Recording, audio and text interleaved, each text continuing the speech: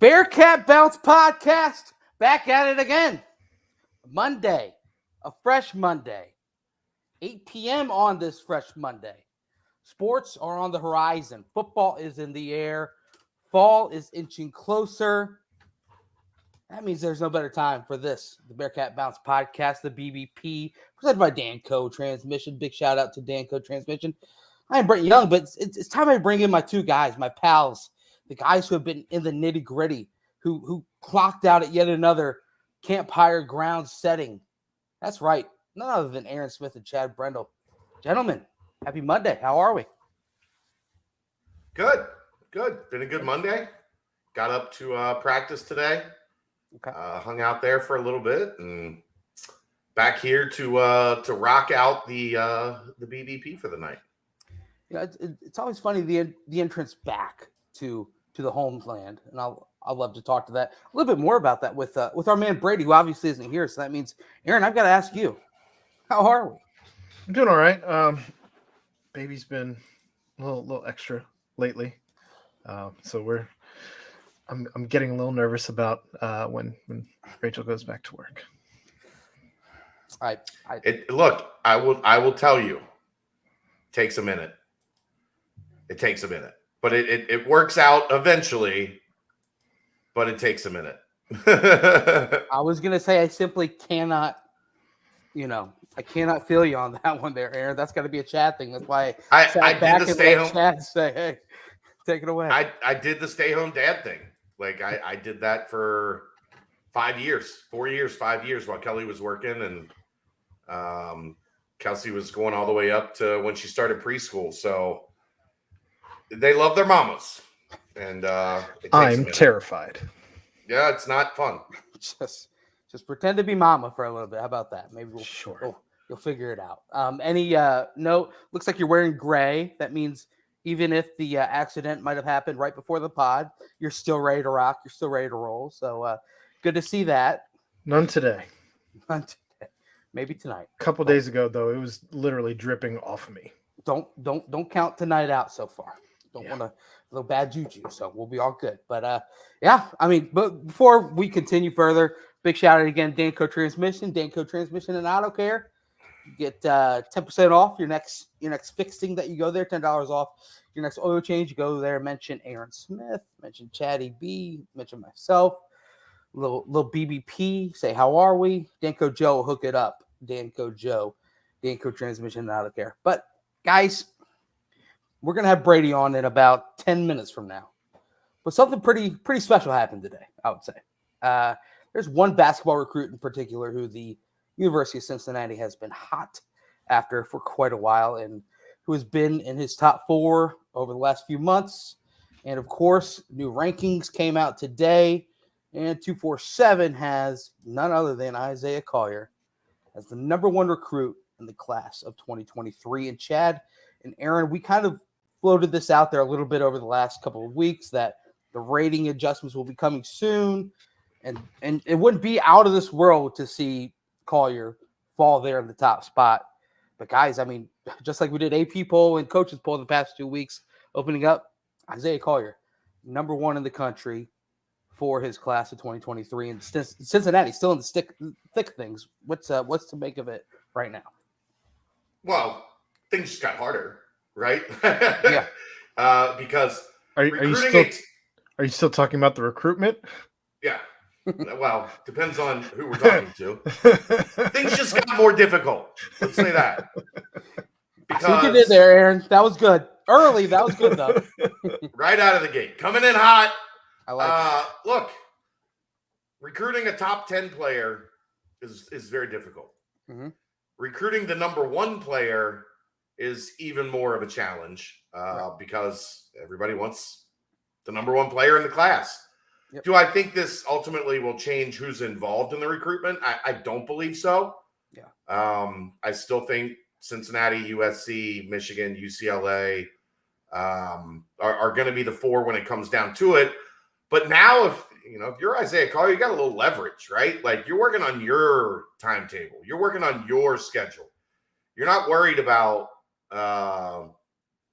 anybody pushing you out of the way, right? Like Right. this is I get to call my shots now. I'm driving the car. Yeah. Put it all down. How you doing? Welcome. That's a new one. We haven't seen you before here on the Twitch feed.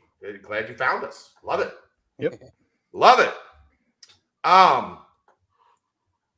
I just look. It's awesome if they can land him. Right. But the heat just got turned up. The fire has new logs, if you will, and it's going to be a hell of a challenge to get this thing done now, and even more so than before. But it goes to show Wes Miller's talent evaluation, his staff's talent evaluation. They got in on Collier a year ago when he was right around the cusp of that 5-star range. You know, usually 25 is about the cutoff for 5-star. Mm-hmm. He was right, 28. I think he dropped to 31, and then has been rocketing up the boards ever since. But I think it says great things about the hands that are cultivating the program right now. But now, like, the stakes are high, right? Because you got a lot on the line. You got a lot of skin in the game on Isaiah Collier. Let's see where it goes from here. But, man, he deserved it. He had an awesome spring. He had the meniscus that kept him out a little bit this summer. And then he came back and won MVP of the Steph Curry camp and MVP of the Elite 24 in the first 2 events as he returned to action. That's game winner too. I mean, the game winner in the Elite 24. And kind of he put his flag on that number 1 spot and said, come get me. And, you know, the kids, I saw him, 7-8 times back in the spring. Yep. And he's elite. Like his passing, his feel, his vision, the way that he controls the game with the ball in his hands, the way that with pick and roll so dominant in the college basketball scene right now, the way that he handles all that, man, there's nobody better in the high school circuit. So, and it, you know, I've been trying to tell you guys, I know that the narrative that was being put out there is there's going to be a decision soon. Right. They're starting the end of the process. From what I was hearing, that's not going to be a rapid process. And Collier confirmed that today to our, I think it was Eric Bossy, either Eric or Travis that wrote the article. Right.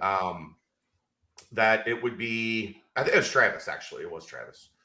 Travis Branham. It'll be. Branham, yep. He hopes to have a decision made by the end of the year, calendar which fits with what calendar year, which fits with what I've heard around that early signing day, or maybe a little bit after that early signing day. So let's see. It's gonna be a we're talking November, December. We still got a ways to go. Winter, like, you know, we're still in summer, and potentially right on the cusp of winter is when this decision is coming. But think about it. That also opens up the door for an official visit at a possible big football game atmosphere. I don't think that's going to happen. Man, it would be nice if it did. I just don't think. Well, I mean, the same could be Michigan, USC, UCLA. Right. I mean, but I don't. The plan as of now is not to take any more official visits. Could that change? Absolutely. But they've seen all of these schools on official visits. It would just be for fun. Yeah. If he took any more official visits to the schools that he's already visited. So. Right. And you know, as far as one of the knocks on him a while ago was the outside shooting. No way to put a little bit of a shut of the door to that than a game winner from 30 feet. The Elite 24 camp that you were mentioning. Well, Aaron, he hit like 40% in EYBL, so his shot got better. Exactly. Aaron, your initial thoughts on the whole number 1 ranking in his class, and of course him still mentioning that my top 4 schools are my 4 schools, and having Cincinnati in there. I mean, it goes back to some of the stuff that we've said in different places, whether the nightcap or the 2.5 hours of what Saturday night became post scrimmage. But just kind of a testament to the fact that this staff can evaluate very well. They were in on him well before he was anywhere in that. I mean, he was not a number 1 rank. He wasn't a top 10 rank. He wasn't a top 20 rank when they were initially in on him. Also goes to the kid. I mean, he's been outstanding with the fadeaway knockdown 3 in the sunset in Chicago, as he's been MVP of several different camps and all that. I mean, he's been nothing short of outstanding. I mean, he's literally just. I'm jealous that Chad's got to watch him live as much as he's gotten to watch, just because I would think that it would just be. He's a lot of fun. Like, he's a lot of fun to watch play basketball. Like, so we talked about his ability to pass people open, his ability to just to manipulate the defense. Like, it's really fun to watch. Yeah. Obviously, if they end up landing the number 1 recruit in the nation, that's going to go a very long way for Wes Miller, for this staff, for the program. They haven't done it since DeMar, and I don't know. I mean, even DeMar, I think, slid a little bit. Like, towards the end. There were times he was number 1. I don't think he ended at number 1 in that class. Now, he probably was the best overall player in that class. But back then, rankings were a lot different. Like, there was no rivals. There was no scout at that time. Like, they were all just about to come on the scene. So it wasn't as centralized. You had to get newsletters and, I think there was a phone number you used to be able to call, like a toll free or a toll number. This guy is really good. Yeah. All right, we'll slot him in at 99. Just real quick, obviously, because the Isaiah Collier news is very exciting, but we've got Rayvon Griffith at 40th in the updated rankings, and then of course the 2 other targets falling in the top 100: Arlington Page at 60th and Jizzle James at 64th. But man, excited obviously to see Rayvon again in the top 50 range at 40th, and he's had his summer as well, if you will. Had some good showings, of course, and has been a big representative of what he's going to bring to Cincinnati. And top 50, man. That's top 40. That's something really to get excited about. I know everybody was worried about whether he would have a significant drop or not, but that just wasn't like unless a guy completely just falls off a cliff. Right. You don't drop a guy because he has, he's only good in 60% of his games over a 1-month period instead of 70% of his games. Guys, you're dealing with kids that are traveling over a 4-month period, like literally from coast to coast. And part of that, they're trying to finish their high school year. If you look at April and May, they're trying to finish high school. They got to do their high school camps in June, AAU in July. Like, it's a 4-month window where it never stops. You're not that good at evaluating if like 1 or 2 weekends changes your opinion of a kid completely in the middle of a 4-month stretch. Right. That's just my take on it. Like, I mean, and also on top of it, for Rayvon, he was going through a change in schools as well. Had to deal with all the thought process that went into that. Just the whole personal side. That you bring on yourself. Like, I don't. Right. Yeah. No, I agree. But it's still something that's somewhat in the background that, might not be thought about as much during these games throughout the summer. But obviously, then Page at 60th and Jizzle James there at 64th. So, Collier's that golden gem, man. And I mean, how exciting would it be? First year of the Big 12, rolling out Isaiah Collier, the number 1 overall recruit in the class of 2023. I mean, that's a storybook scenario. So, man, they're in it. Like Chad said throughout it all, like Aaron has been pumping up as well. They're in it, man. So maybe we'll get back into this more a little bit later. But wow, ta-da! Look at that. some magical, mystical, wonderful illumination, but beneath me right now, Mr. BC, Mr. Brady Collins, the man, the myth, the legend, joining us 15 minutes in. So that means we get another introduction. And yet again, one other. How are we? Brady, my man. How are we? Doing great, boys. How you doing? Oh, doing fantastic. I miss you so much, Coach. I saw you like a week ago. It's fine. For what it's worth, I miss you as well. Chad. I don't. I just saw you He today. might be I sick got of my you fill. by now, but True. Yeah, but anyway. I'm tagging out. All right, see you, Chad.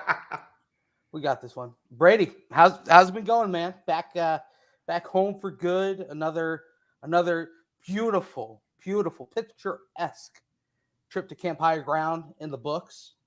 I mean, how are you feeling? Feeling really good. Very, very successful.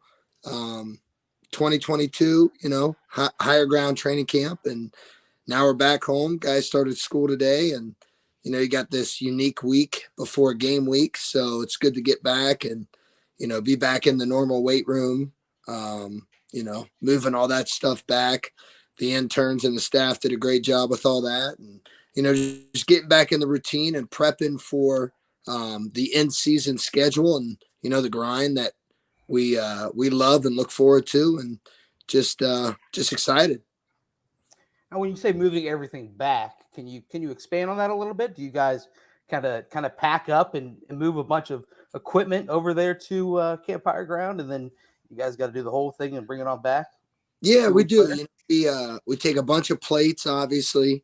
There's some benches. Not like to eat on. Yes. I mean, it's got to be clear for our viewers. Wait. You can't eat on them if you've got some grit. But, you can eat. They have their own plates at Higher Ground. Like, yes, your muscles can eat these plates. Yum, yum, yum. We have some alternative racks that we take out there, some benches, but we take a bunch of weights, obviously a lot of bands, the foam rollers, some cardio equipment, and then obviously we try to have machines out there as well for any modifications we need to have. If someone can't squat out there, we'll take a leg press or a leg extension, leg curl, a J squat, which is a belt squat. We try to take everything that we can that we would need, but also not taking everything. But as my staff would say, I always say I want a little bit more, but that selfishly could be for me because I want some of the things that we always have every day from our normal weight room. But I also know I need to make sure I have quite a setup for Coach Fick for when he works out in the mornings.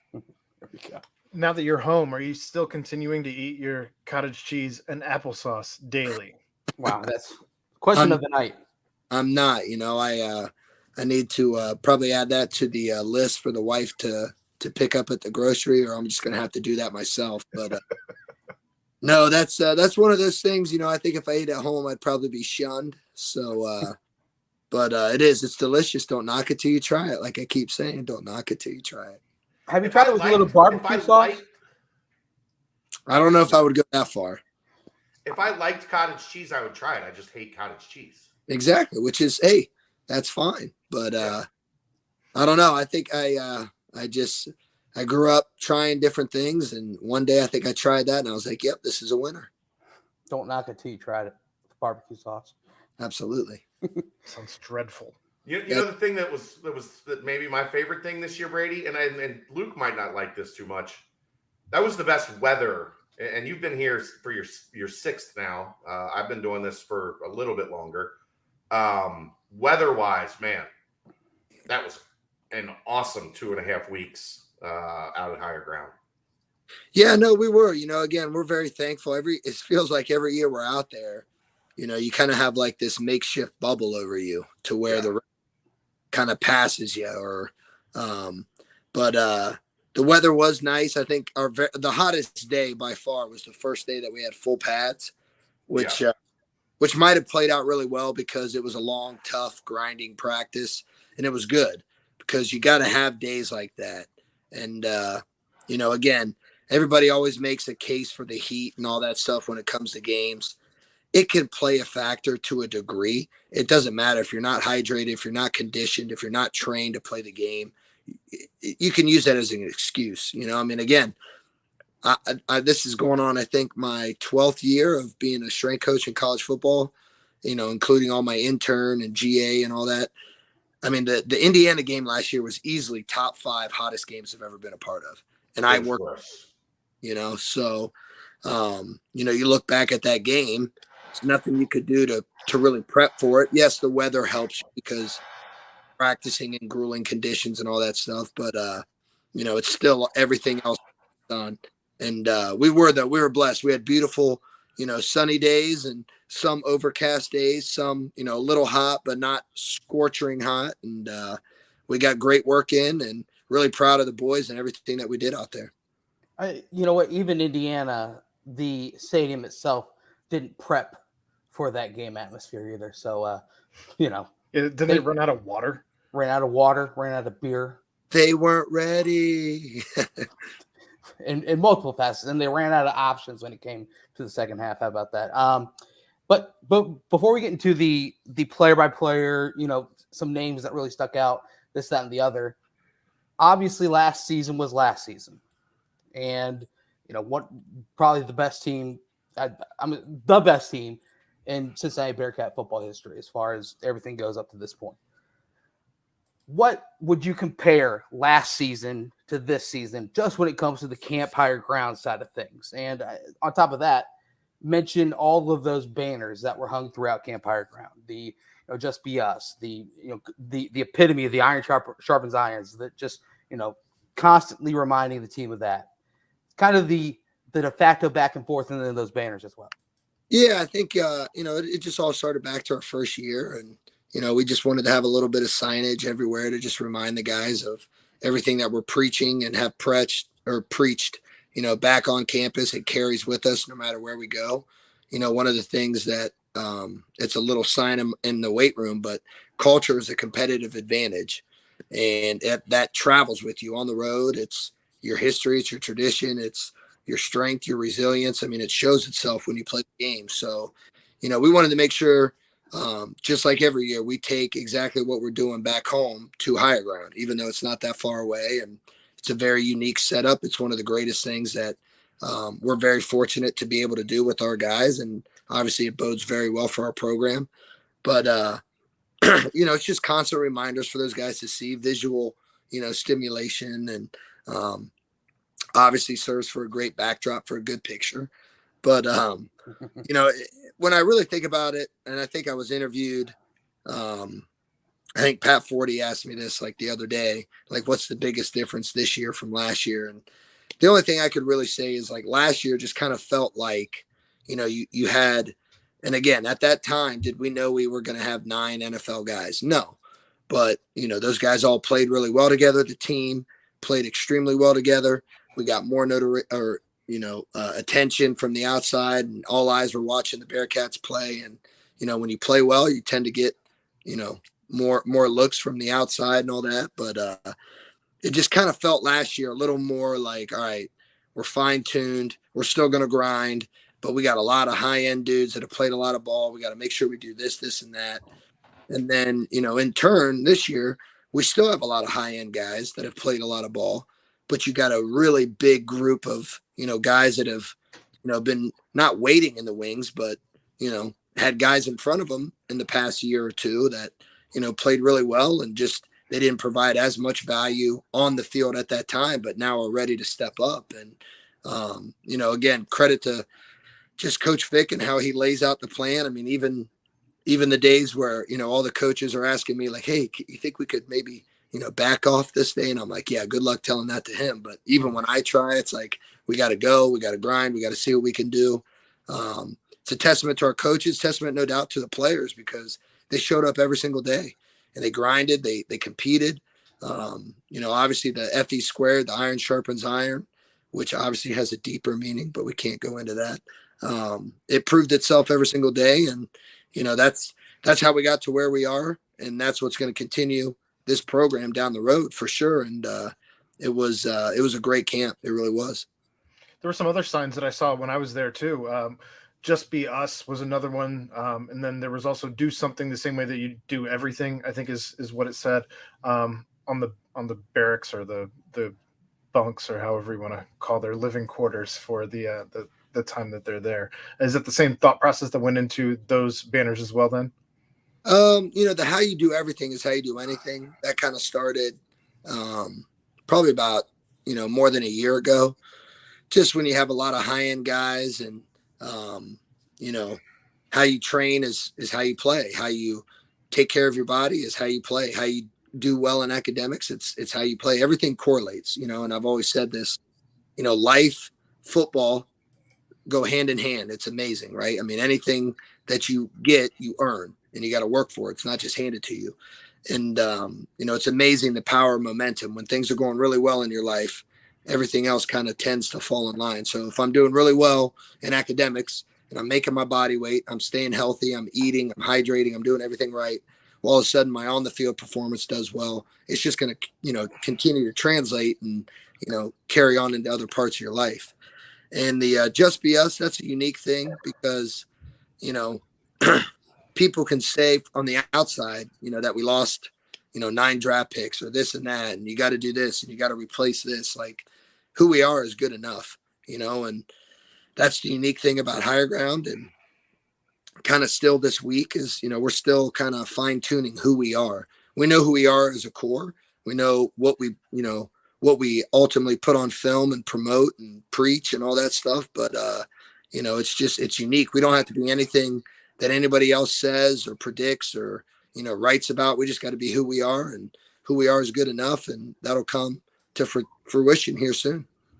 So I want to kind of just dive in a little bit further on certain names that kind of, coming out of each Camp Higher Ground, each fall camp in particular, there's some names that kind of rise up. And I'm going to kind of stick on the same path of the slogans that we've been mentioning. And I think one of the best that I've heard is one that isn't on any of your guys' posters that were plastered up throughout Camp Higher Ground. And that is, from my silence comes violence. Now, that is a phenomenal quote, by the way. Second off, Joe Hubert's been making a name for himself. I want you to just describe Joe Huber to the listeners and all the fans so far that haven't really had too much of an inside look. Oh man. One word would do suffice for him, but it's not enough. When I think back of just Joe Huber, he was a COVID year walk-on. And I always tell this story, their first day intro testing and all that stuff. And that COVID year was obviously crazy. They got here a lot later than they should have, but obviously given due to the circumstances. And so, we're doing the height, the weight, all the measurements. And then we go out, we're doing the on-field testing. And we'd already warmed him up. We already did a couple other tests. And he's getting ready to do his pro shuttle. And, he steps out there and I'm like, all right, here we go, Huber. And I just being weird saying Huber. And he looks at me and he just goes, hello. And he puts his hand down and, goes on to do his pro shuttle. And I was just like, dude, this guy is weird as shit. Like, but he looked great. His dad's in the chat, by the way. Oh, that's awesome. I appreciate Hi, it. Jim. Hi, Jim. There he is. Jim, I thank you. Your son is absolutely amazing. And I can't wait to train him tomorrow at 6 a.m. But again, you don't want to label kids, but he was a walk-on, so he wasn't a scholarship, which is no big deal. A lot of kids earn scholarships, which Joe has done as well. But, just coming in, you looked at his body and you're like, yes, this is the best looking walk-on body that I've ever seen, especially for an O-line D lineman. And, he came in, he did everything right. He worked his ass off. Obviously he's got his head on extremely well because, he's a engineering major, and he's in an internship right now for 5 hours a day, and he's still grinding, practicing and doing everything he can with football, and he's excelling. Everything he's doing, he's excelling. And, so he was always busting his ass in the weight room, doing a great job, being accountable, being a great teammate. This winter, unbelievable job. And then we get to spring, you got Coach Cummings who, ball of fire and sees this big behemoth of a man who's tough. He's nasty. And he just wants to be coached. and I think they hit it off. And all he's done is just, boom, taken off from then, played guard in spring to kind of fill some holes. And then, kudos to the coaching staff and him, bumped out the tackle. And he's done a great job. I mean, you talk to Jabari Taylor, you talk to Malik Van, Noah Potter, all those guys on the outside, they'll tell you, like, dude, Joe Huber is a prop. And you're like, really? That's awesome to hear because, he is. He's a little more quiet. He's reserved. The silence is violence. But he's got everything you want in a great O-lineman and a great Bearcat and a great football player and just human being. So really proud of him. And again, kudos to the pops that's on here watching. We're going to take great care of him. I love him. We love him. And the future is very bright for him. Kind of staying on the offensive line, Gavin Gerhardt has been nothing short of being an Iron Man from the sounds of everything. And he's a guy who's a little less known than everybody else along that offensive line right now. What can you tell us about the way that Gavin Gerhardt spent his offseason from, spring ball all the way up till, we covered a little bit of spring ball last time you were here, but just where he's at right now. Yeah. Again, every offseason I kind of look for, my individual project, like who's going to be that guy that's right on the cusp, who's going to be a guy I can really impact. And again, that's everybody, but I can't train every single buddy. That's why I'm so fortunate to have my staff with me. But Gavin was a guy that just, again, he came in with Jake Renfro, and obviously Jake Renfro is one of those rare breeds. He comes in, he's obviously really athletic. He's strong. He can move. He can bend. All of a sudden he starts playing football really well. He takes over as a true freshman. That's very, very, very rare as an O-lineman, D-lineman. I mean, that's extremely rare. And Gavin was a part of that class. Gavin and Jake were roommates. And Gavin was just one of those guys that was a little bit further behind, which is fine. That's what my job is. That's what our job is as coaches, is to develop them. So Gavin always had his head on right, always trained really well, did everything right in the classroom, all those things. But he's a pure example of everything we pride ourselves on: development and commitment and, just getting tougher, just like a Dylan O'Quinn, totally different than when he came in. And so Gavin, I'm extremely proud of him. He's an Iron Man. He's an Iron Bearcat for sure, which he earned from us in the summer.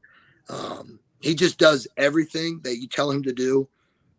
100 miles an hour. He does it with great effort, with great intensity. He pushes everybody around him. He doesn't care what you ask him to do. You want to play center, he'll play center. You want to play guard, he'll play guard. You want him to take first team reps to guard and then play second team center, he'll do it. And, just tough as shit. And I'm so proud of him. Let's keep it in the trenches. I'm going to flip the ball to the other side. I want you to first just touch on Juwan Briggs and how he is doing his part of manhandling at times a potential All-American at center. And then, of course, the other names that you've mentioned, a Dylan O'Quinn and a Jake Renfro. And, of course, he's getting it back from them at times as well. But also, I want you to touch on the people behind him, Dom, and then especially the Godfather. He's making a move that a lot of people probably didn't think at this point. But, man, that was a big hog molly that came in 2 years ago. And now he's crafting himself to someone who's going to see some serious PT, it sounded like. Hogging all the names in one question. My goodness. Not just the nose tackles. I think with Briggs, it's just, again, last year we were really set inside. We were fortunate, right? We had, Curtis Brooks, who's doing extremely well right now for the Colts. You had Marcus Brown. And, on the outside, you had Malik, you had Jabari, you had obviously Maj, had just a plethora of guys up there rotating and providing value, all that stuff. So when Briggs got to us last year, we needed him to play, but we needed him to spout, some guys maybe on the outside, more so in the inside. So now he's naturally in the position that he should be in. And he's the healthiest he's ever been. I know I keep saying that, but he is. Like, just his hips, his flexibility, his mobility. He's stronger than shit. Let's face it, he is. But just having him in position now, he's making plays that are just like, holy cow, I've never seen a nose do that. So really, really happy, really proud of him. Going to keep that rolling. And then, the Godfather there, Dante, just credit to him, man. I mean, I think Will Huber said, he's a locker room favorite, which he is. He's a staff favorite because the kid always has a smile on his face. He's extremely humble. He works his ass off. Again, a kid that post-COVID was 365 pounds, and now he's 315, and you tell him to do this, he does it. You tell him to do that, he'll do more. And just really proud of him. Again, he's just scratching the surface of his potential. And it's going to be a really exciting year watching those two guys inside plow some dudes up. I told a little bit of this story the other night, but you're better to tell it. Last year, when you guys did the steps, the Godfather didn't have a good day. No. This year, when you guys did the steps, he was impressive, and he had to your team favorite, like everybody loves him. Everybody had his back and was cheering him on, and he kicked the Stairs' ass this year, and it was pretty cool to see the difference year over year for a guy like that. Yeah, no, it really was, and again, that's just a testament to him for all the hard work that he put in throughout the whole entire year behind the scenes. I mean, he was a guy, obviously he didn't travel, but he was providing extreme value on the scout team, giving great looks. He was working out 3 days a week for sure. But then I would bring in, some young guys on the O-line and D-line in extra, and they do a little extra, footwork and other stuff like that. But he's just, like I said, man, anything that you tell him to do, he'll do because he wants to be great. He loves his team, and he's got an extremely bright future. I thought you guys didn't like it when people smile. They've learned from Smiley. Wiggins taught them smiling can be a good thing as long as the work is there behind it. That's right. No, trust me. I mean, again, I think I've said it the most because, you ever see me in the weight room, no doubt I'm smiling. I mean, very fortunate to do what I do, where I do it, and who I do it with. But if you don't love what you're doing, you shouldn't be doing it, right? And football, it's tough, it's hard, but sometimes you do got to smile because it's amazing to think about what all these kids do and what they overcome. And same can be said for anything. You guys have been showing off a little bit with how deep you are at running back, especially with the addition of Corey Kiner, as Miles Montgomery and Charles McClellan saw a ton of snaps early on, while Ryan Montgomery and Corey Kiner were coming back from injury. What's the running back room been like to work with through Camp Higher Ground? It's like it has been probably for the past 5 years here. It's loaded with just great dudes, extremely humble guys. There's no selfishness in that room at all. They're tough. Come on. Mike Warren wasn't humble.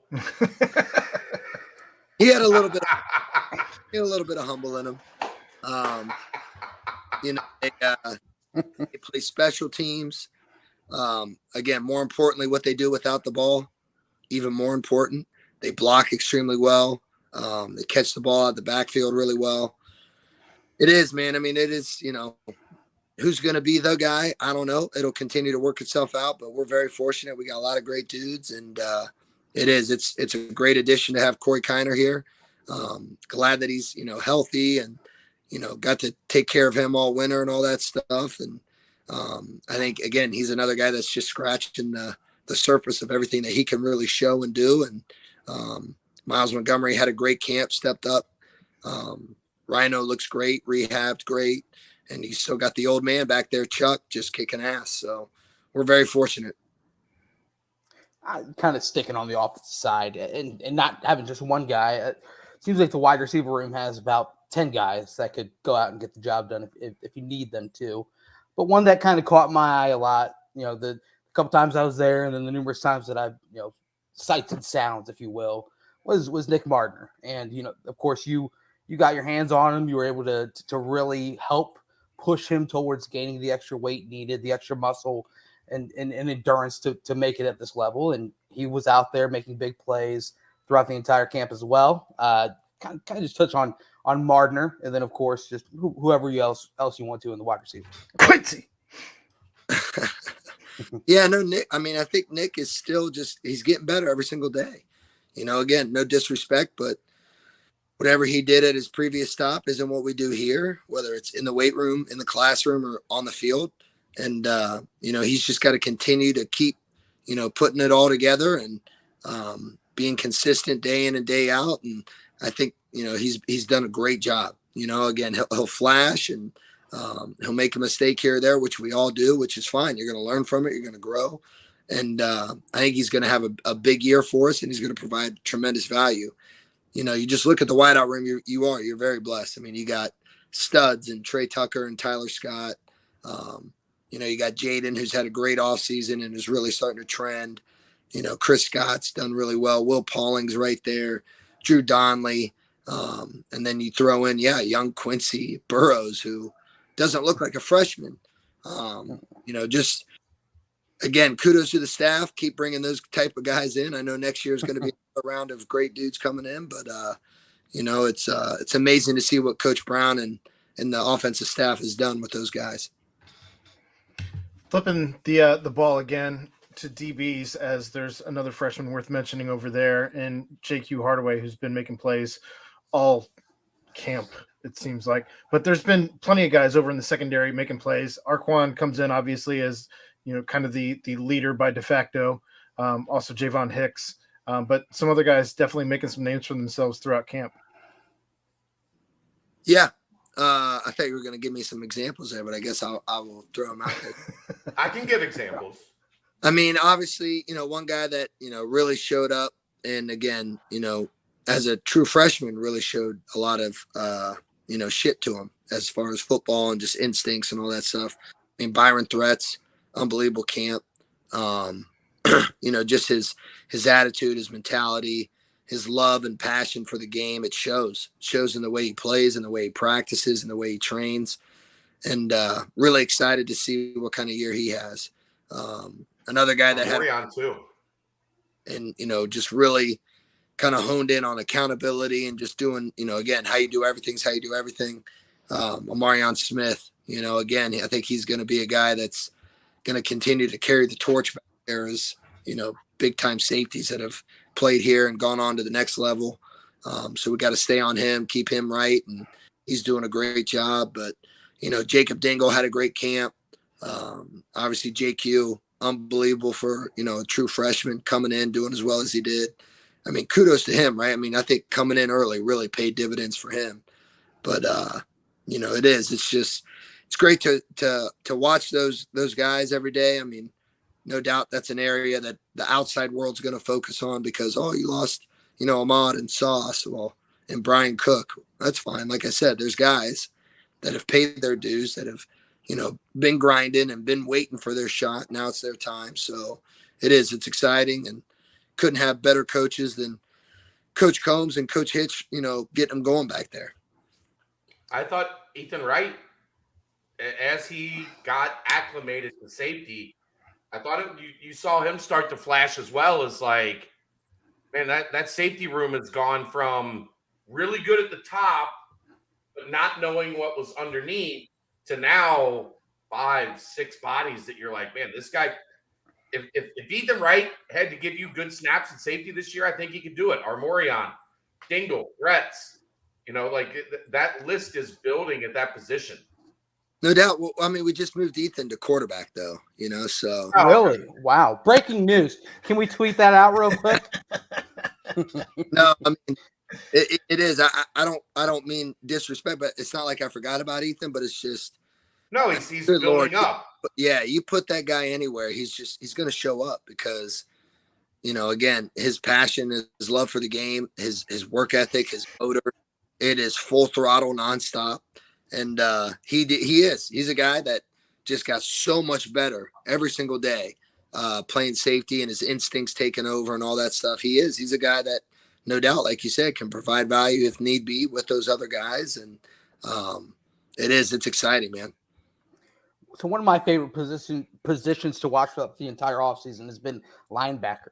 It just seems as if you also see Coach Tressel walking around with a little bit of more confidence, a little swagger, knowing, hey, we're pretty stacked there still. What have you seen out of those guys in the weight room and of course through Camp Higher Ground it kind of lets you know, hey, Will Huber, you got Ivan Pace, and of course, Jaheim Thomas making that step. It just seems as if that group is ready to just break out and really turn some monster heads.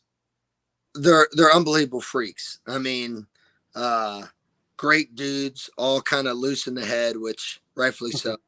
But I mean, again, I could think of, one of the workouts we had at Higher Ground in the thick of it, right? So, practicing every single day in pads, getting after it. And, one of the lifts, and obviously Ivan is extremely strong and twitchy, but, he's squatting and he puts on like 5 plates and he hits it like nothing. And the other linebackers are like, geez. And then all of a sudden, Will Huber's doing the same. And then Ty Van Fossen does the same. It's like, that's nothing out of the ordinary. But when you're in training camp, it kind of is. But like, they were just feeding off each other, grinding, hitting it, like having fun. And it was just like, you're not going to hold back from that. And again, it was all safe. It was all smart. They didn't get crushed or anything. But my gosh, they can all play football really, really well. It's fun to watch them. Again, I wish we could run a 3-7. I don't know, however many we have, but it's going to provide. Just Briggs and then linebackers and DBs. Yeah, that's all you need. That's all you need. But it is. I mean, Ivan Pace has come in and has just done an unbelievable job, changing his body, buying into everything this place is about. Which deep down, that's who he is. Great kid. Deshaun's kicking ass, doing what he does. Ty Van Fossen doing what he does. Huber owning the middle. But then, young Jack Dingle doing a great job, coming up behind Huber, learning, Hey, my surprise of camp, that linebacker, can you guess? I think I read it. John Thompson? Yeah. Yeah. No, great kid, man. I mean. A kid that just seems to like, when you put him on the field, yes, Yeah. It's been with the threes, but when you put him on the field, he is around the ball every snap. Yeah. No, he's great. He's, one of those guys from day one in the weight room was, alert, attentive, very coachable, high IQ, high football IQ. And, again, it's great to see whether it's on the threes, the two, it don't matter. Like football's right. Football. So, but he did a really good job. Another young guy, Sincere Lewis. I mean, yeah, he's going to have a bright future. So, we'll keep that pipeline going of great linebackers coming in, but again, we are blessed with those guys that we have that are going to be playing on Saturdays. I had somebody come up to me today, Brady, and they were like, I'm not a football savant, but I've been out here enough, and every time I look at this defense, Ivan Pace does something, and 1 second later he had that where he came off the edge and jumped up, blocked the pass, and like almost got over and picked it off, and we looked at each other like, there it is. It doesn't look like he's as twitchy and athletic as he is because he's short and stout, but I mean, he got up to block that pass today and almost made a play on it. Like, watching him is kind of been a revelation because we knew coming in from Miami he would have an impact, but I think it's with each passing day you talked about earlier, you're like, okay, add that to the things in his bag, that to the things in his bag. Yeah, no, it was funny. I think it was like the other day I was like, man, I remember when we played you last year, you were just fat and you just hit hard. He's like, come on, coach, don't say that. And I'm like, no, I mean, but I think it is. It's just, he's finally in a program and he's playing in a defense that is everything that he's about. It's fast, it's violent, it's aggressive, it's playing loose, knowing what you're doing and just going out there and having fun. And that's, again, I can't thank the Pace family enough for having both of them. And I know they got a 10-year-old little guy. I hope we've offered him already because I would love to keep that pipeline. But he is, man. He again, when I stand out there at practice and during camp, I'm behind the ball, behind Fick. So I'm watching things as well. And like, you just see him do some stuff and you're like, holy shit, I don't think I've ever seen this before. Like, and it's unique because he's quick. He's quick as shit and he is fast. I mean, whatever you want to say his 40. Yeah, he ran a 4 or 5, like 6 or whatever. And that's fast. But like there's game speed and there's, testing speed. This kid's out there and he's having fun. I mean, he does it with a huge smile on his face. Like I said, he's kind of different, he'll mess with you and all that stuff, but he works, man. And it is. I can't wait to see, those things that he does out there along with Raheem and all the other boys out there. The tight end room was kind of quiet through camp. It seems that we kind of have known commodities in Josh Wiley and Lenny Taylor. Shaman made plenty of noise in the spring, but again, things got a little quiet with him even at Camp Higher Ground. What's really going on in the tight end room as when you got your hands working with the guys? I mean, tight ends are looking great. You can't help it sometimes that, they can't catch every single ball. And, I wish Josh Wiley could catch 30 balls a game, but it's kind of hard when you got a great, quarterbacks and running backs and a plethora of wideouts. And, sometimes the play doesn't go the way it should or whatever, but that's why they make reads and all that stuff. But I think the tight ends have done a great job. I think one of the biggest areas that I can tell a big difference in is their blocking. And I think that's really going to benefit, a guy like Lenny T, who's the bigger, more inline guy, but can still split out and run great routes and has great hands and all that stuff. But, I really see that in him.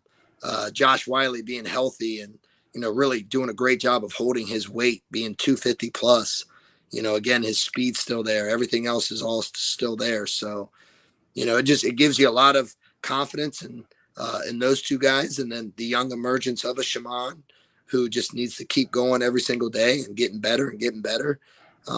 It's really cool to see. I'm not worried one bit about the tight end room. I didn't figure you were. We've kind of glazed over the entire 2 deep depth chart, if you will, and mentioned a couple other names here and there.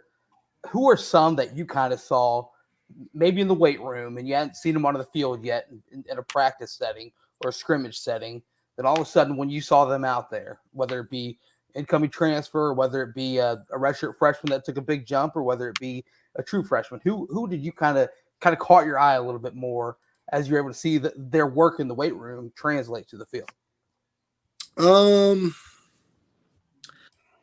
I think, the obvious I kind of already mentioned with like a Quincy and the Sinceres and John Thompson.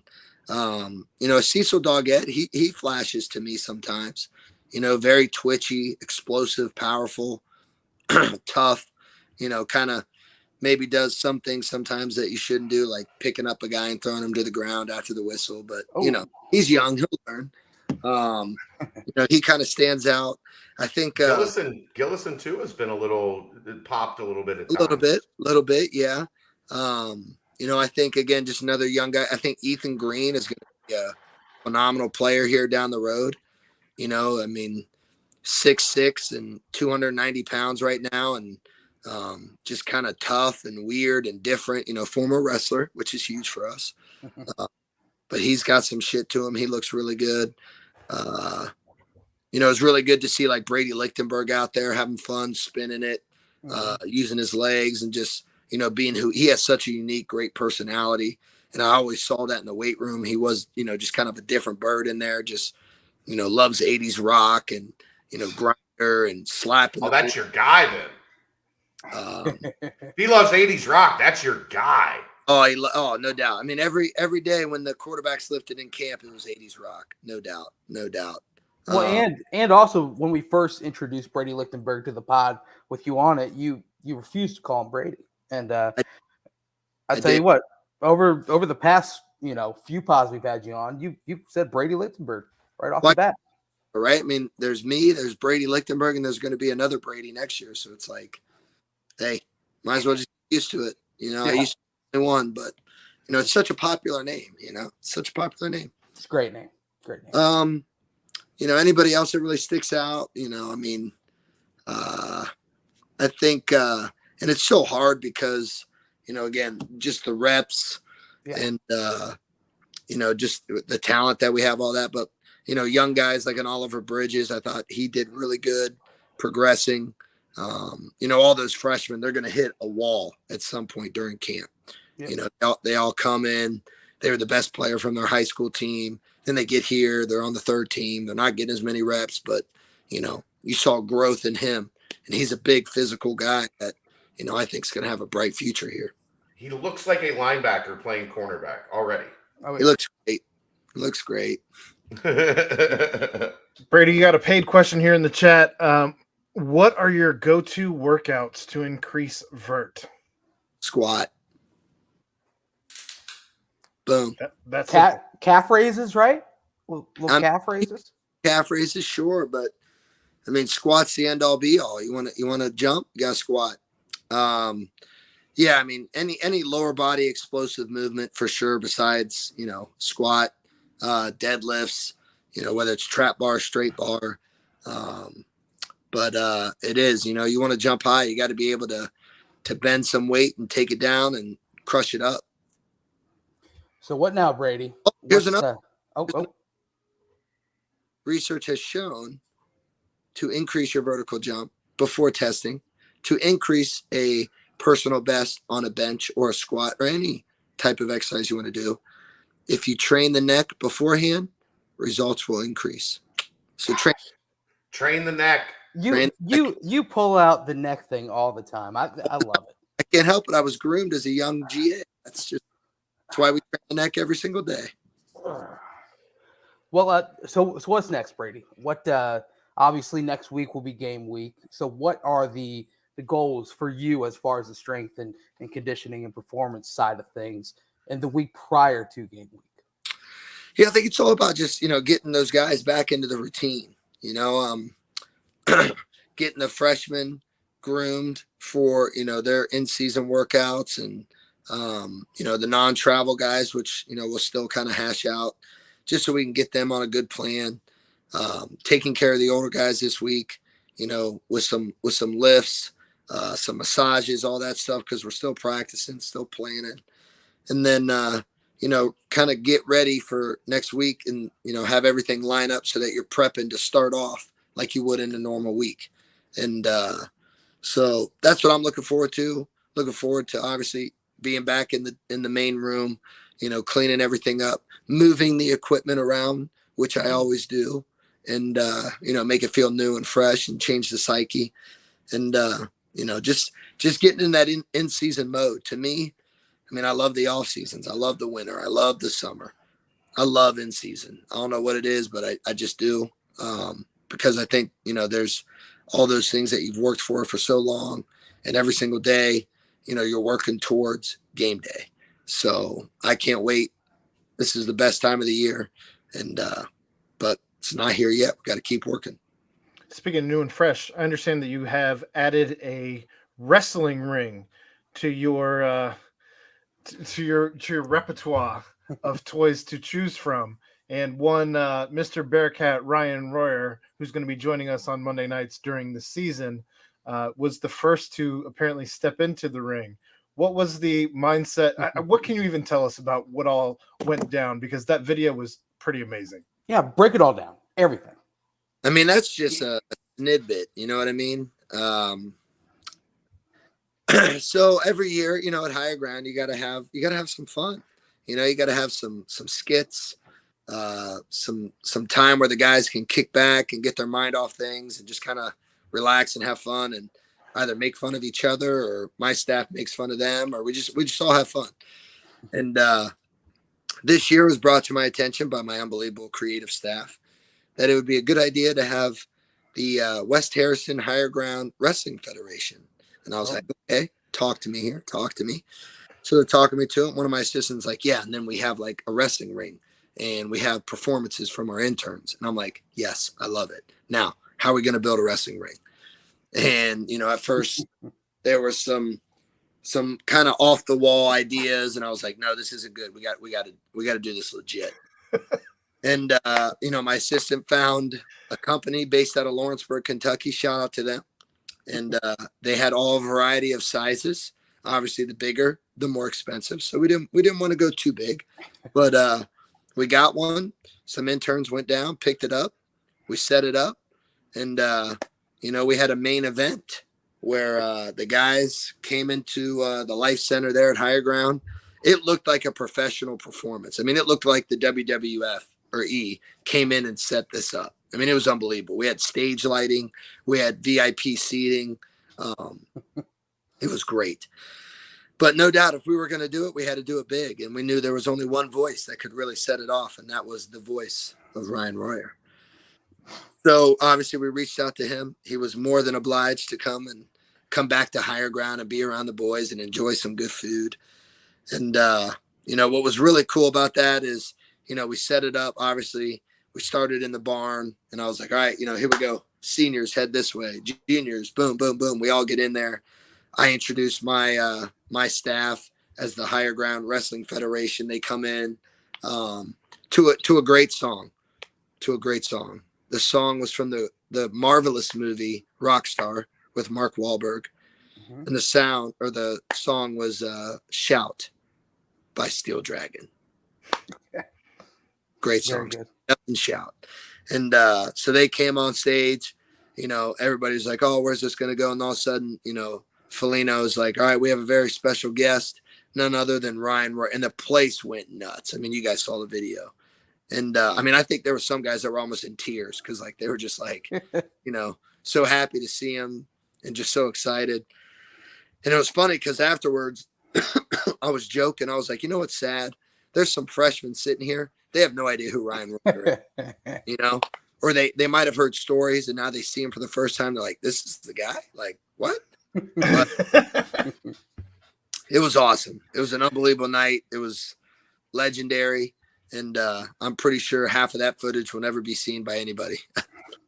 So they had no clue. The team had no clue that Ryan was going to be there, or was he, with the team prior to the whole performance? There was only one man that knew, and that was Coach Vic. And wow. Usually I like to keep all those things close to the vest, but I just kept telling him, I'm like, dude, this is going to be one of the biggest and greatest I've ever done. And he's like, why? What do we got? And I'm like, Royer's coming. And he goes, oh man, no way. And, I knew you told me, but I kept the secret. That's right. And it was funny too. Trust me. It was like that day, some of the coaches kind of knew that we were doing something at night. And I think it was Mike Brown. Mike Brown come up to me in the weight room out at Higher Ground. He's like, it would have been really cool, man, if you got Ryan Royer. And I was like, yeah, that would be cool, wouldn't it? I was like, it would be cool if you knew me better. And he's like, what? And I'm like, you'll see. That is awesome. That is awesome. Shouts to Ryan Royer. Cannot wait. Cannot wait. Legend. That'll be an Monday nights are going to, if you're here right now, Monday nights are going to be appointment television. Talking to Royer, breaking down football games. We don't do Brady in season. No. Because Brady's busy. You got stuff to do. Fick would probably kill us if we had you here asking you maybe detailed questions about what's going on behind the wall. Yes. Yeah. But Royer's not behind the wall anymore. He's not. So now he's in the ring. No better. What I'm saying is there's there's no better replacement for Brady than the show. I just wish we could let the bodies hit the floor every time as his intro music coming onto the show. Can we not? Is there any way to avoid copyright? I don't think we can. Maybe throw on a cover that sounds very similar. One that's worth it. We do have a new kickoff song. Oh, wow. That is absolutely breaking news. Oh, that is breaking news. Very breaking. But you cannot reveal? Or do we reveal it now? That's up to you. It's totally your call. Well, it's Narco. You're doing the horns? And we're going to start it at a certain point so that it times up with the break.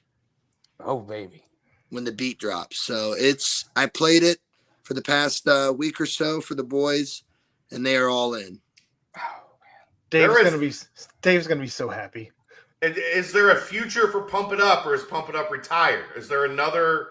I think Pump It Up is always a part of us. I think, I think so many other places are going to use that now, and it's just going to be like, oh, this is so cool. And it's like, yeah, well, we did that. We started that. So, a la Michigan and some other places. But the Lions? The Lions? Detroit Lions were playing it as their kickoff song Well, they need all the help they can get. God bless them. That's right. Biting kneecaps and playing Pump It Up. Yeah. That's But how they're going to get there. I think this would be something new. I think it'll be cool. I think again, Pump It Up was great. And again, the purge is who we are on third down. That'll stay. That's great. What do we run out to? I have no idea. I wish it was just AC/DC or Judas Priest. I don't care what it is. we're coming to take some skulls, but I think this one's going to really take off. I think it's going to be really cool. I mean, it doesn't have many lyrics, but you know what? I think it's going to be pretty fire. Are we replacing Shout? I would love to. That's not my call. But maybe. I feel you pull some weight around there. Got juice in those walls. I could. I mean, here's what I think. I think Shout does. I think it's cool, but it's cool for a lot of other people too. We could do some other things that would be pretty cool. Right. Well, sometimes you need to be pumped up before the fourth quarter. Sometimes you do. I mean. Oh man, could you imagine? Wow. Around, that's pretty cool. I don't know. Maybe we throw in "Ain't Nothing But a Gangster Party." I don't know. What? Please. That would throw everyone for a loop. I paint a perfect picture. Ooh.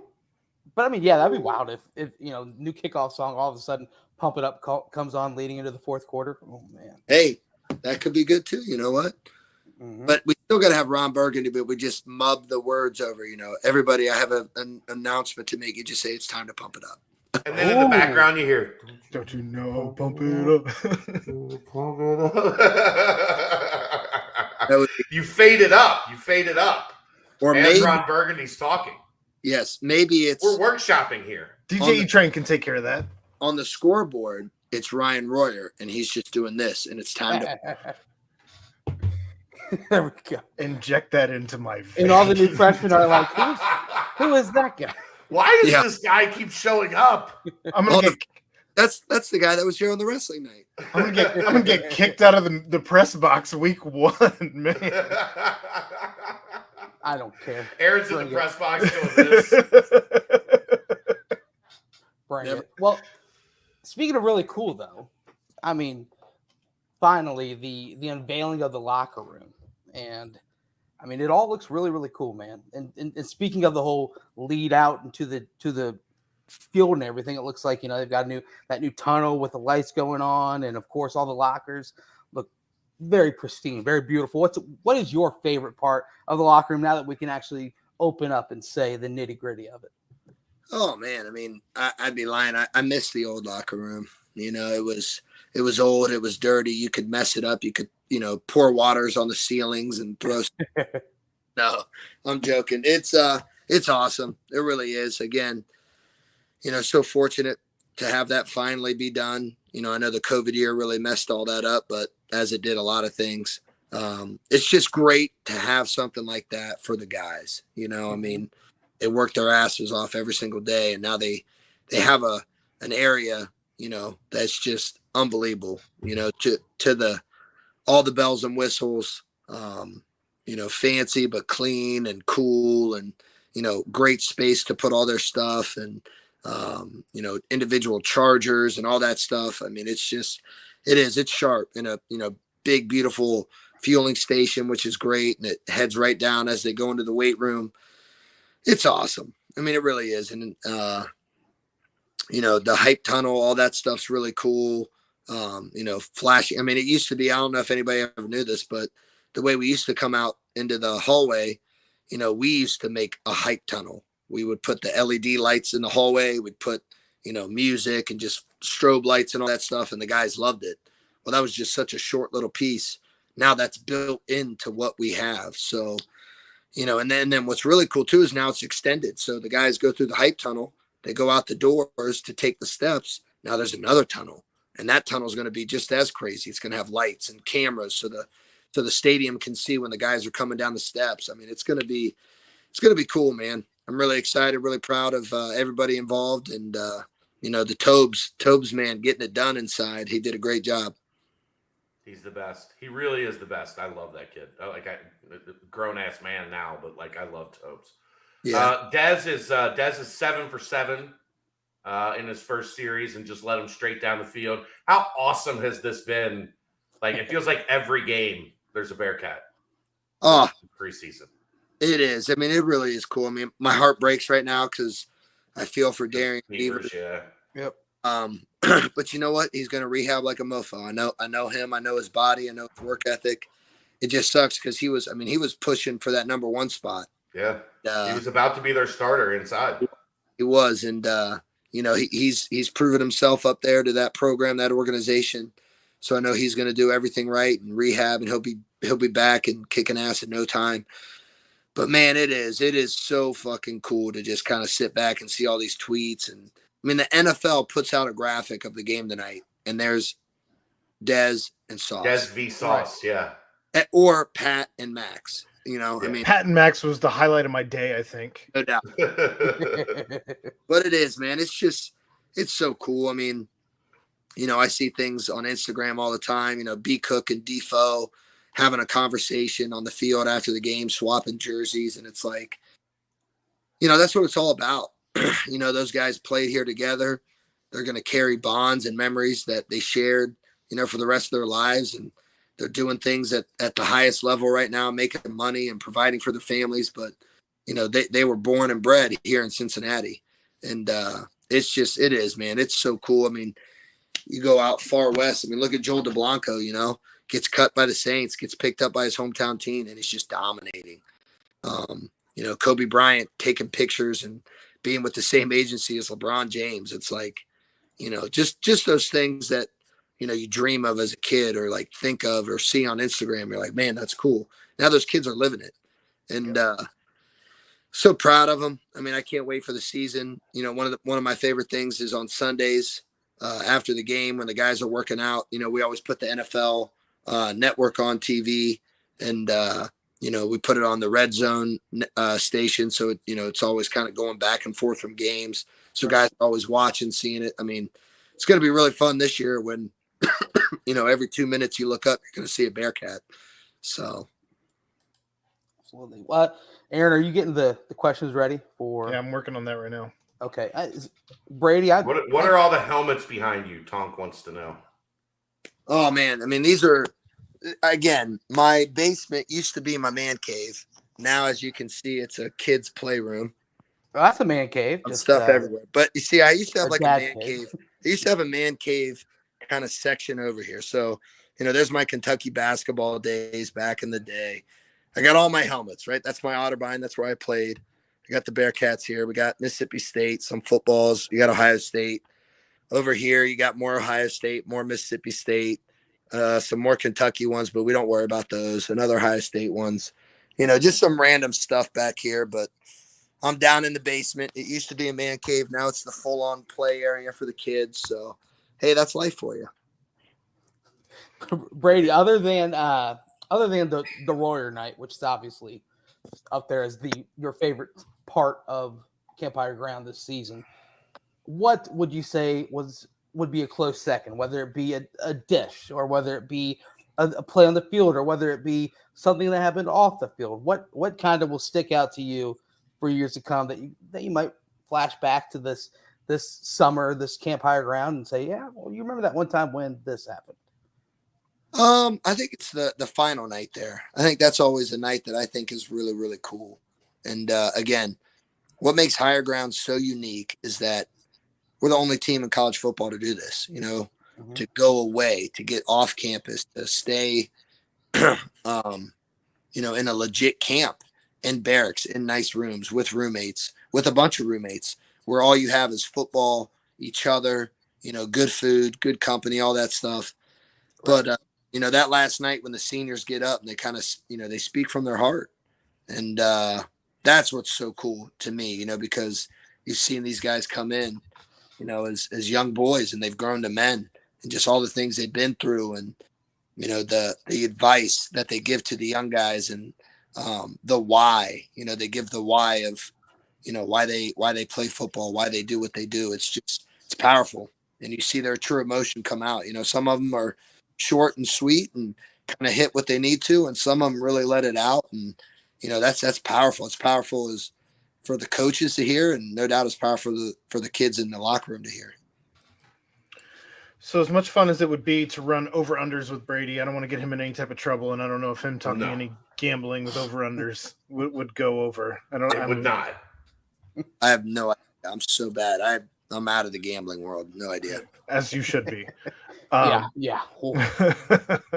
That said, the questions that I think were geared either directly towards Brady or questions that inadvertently were directed towards you, Brady. First and foremost, it sounds like there are freshmen and sophomores at pretty much every position who have shown to varying degrees the potential to be serious dudes in the next few years. Do you see an unusually large wave of young talent on the roster, or can we chalk some of this up to camp hype?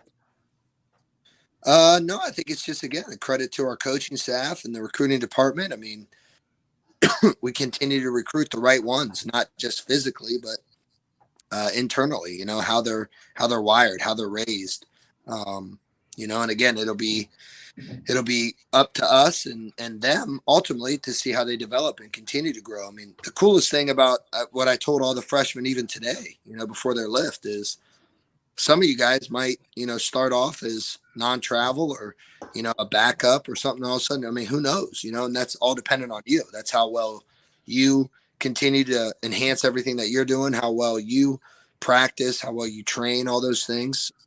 I'm excited about all those guys, and I think it's just going to continue to get better and better every single year. Here's the thing. We don't camp hype. We watch what we see, and then we talk about it. Like there's no hidden agenda there. It's not like, hey, we gotta get this guy some love, or we gotta get this guy into the conversation. No. If you go on the field, and Brady will attest to this, he reads my reports every day. Am I ever just hyping up a guy for no reason, or is it because that dude was fantastic that day? Yeah, 100%. 100%. What'd you think of me borrowing the dude of the making it the dude of the day this week? This year. I liked it. Dude of the day. That was good. Was I pretty right on most of my dude of the days? Or at least in the ballpark?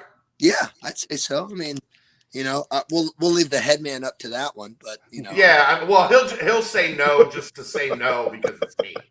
Exactly. He got me for yawning, Brady. There was some good stuff. There was. I loved it. I love reading them. He got me for yawning. Well, that would be 10 push-ups inside the building. So okay. After practice, Justin and I are just having a conversation outside the dining hall, and he's walking by, and he's like, "Hey, I saw you yawn today. We don't do that here." I'm like, "I'm mentally weak. I was tired. I'm sorry." Might have been the higher ground food. It made you go sleepy. No, I think it was just I had a really bad night's sleep, like tossed and turned the night before and didn't get a great night's sleep. But I don't remember being like overly tired. I guess I just, what yawning is, right? Your brain needs oxygen. And for the week. That is correct. Yeah, it was like day 12.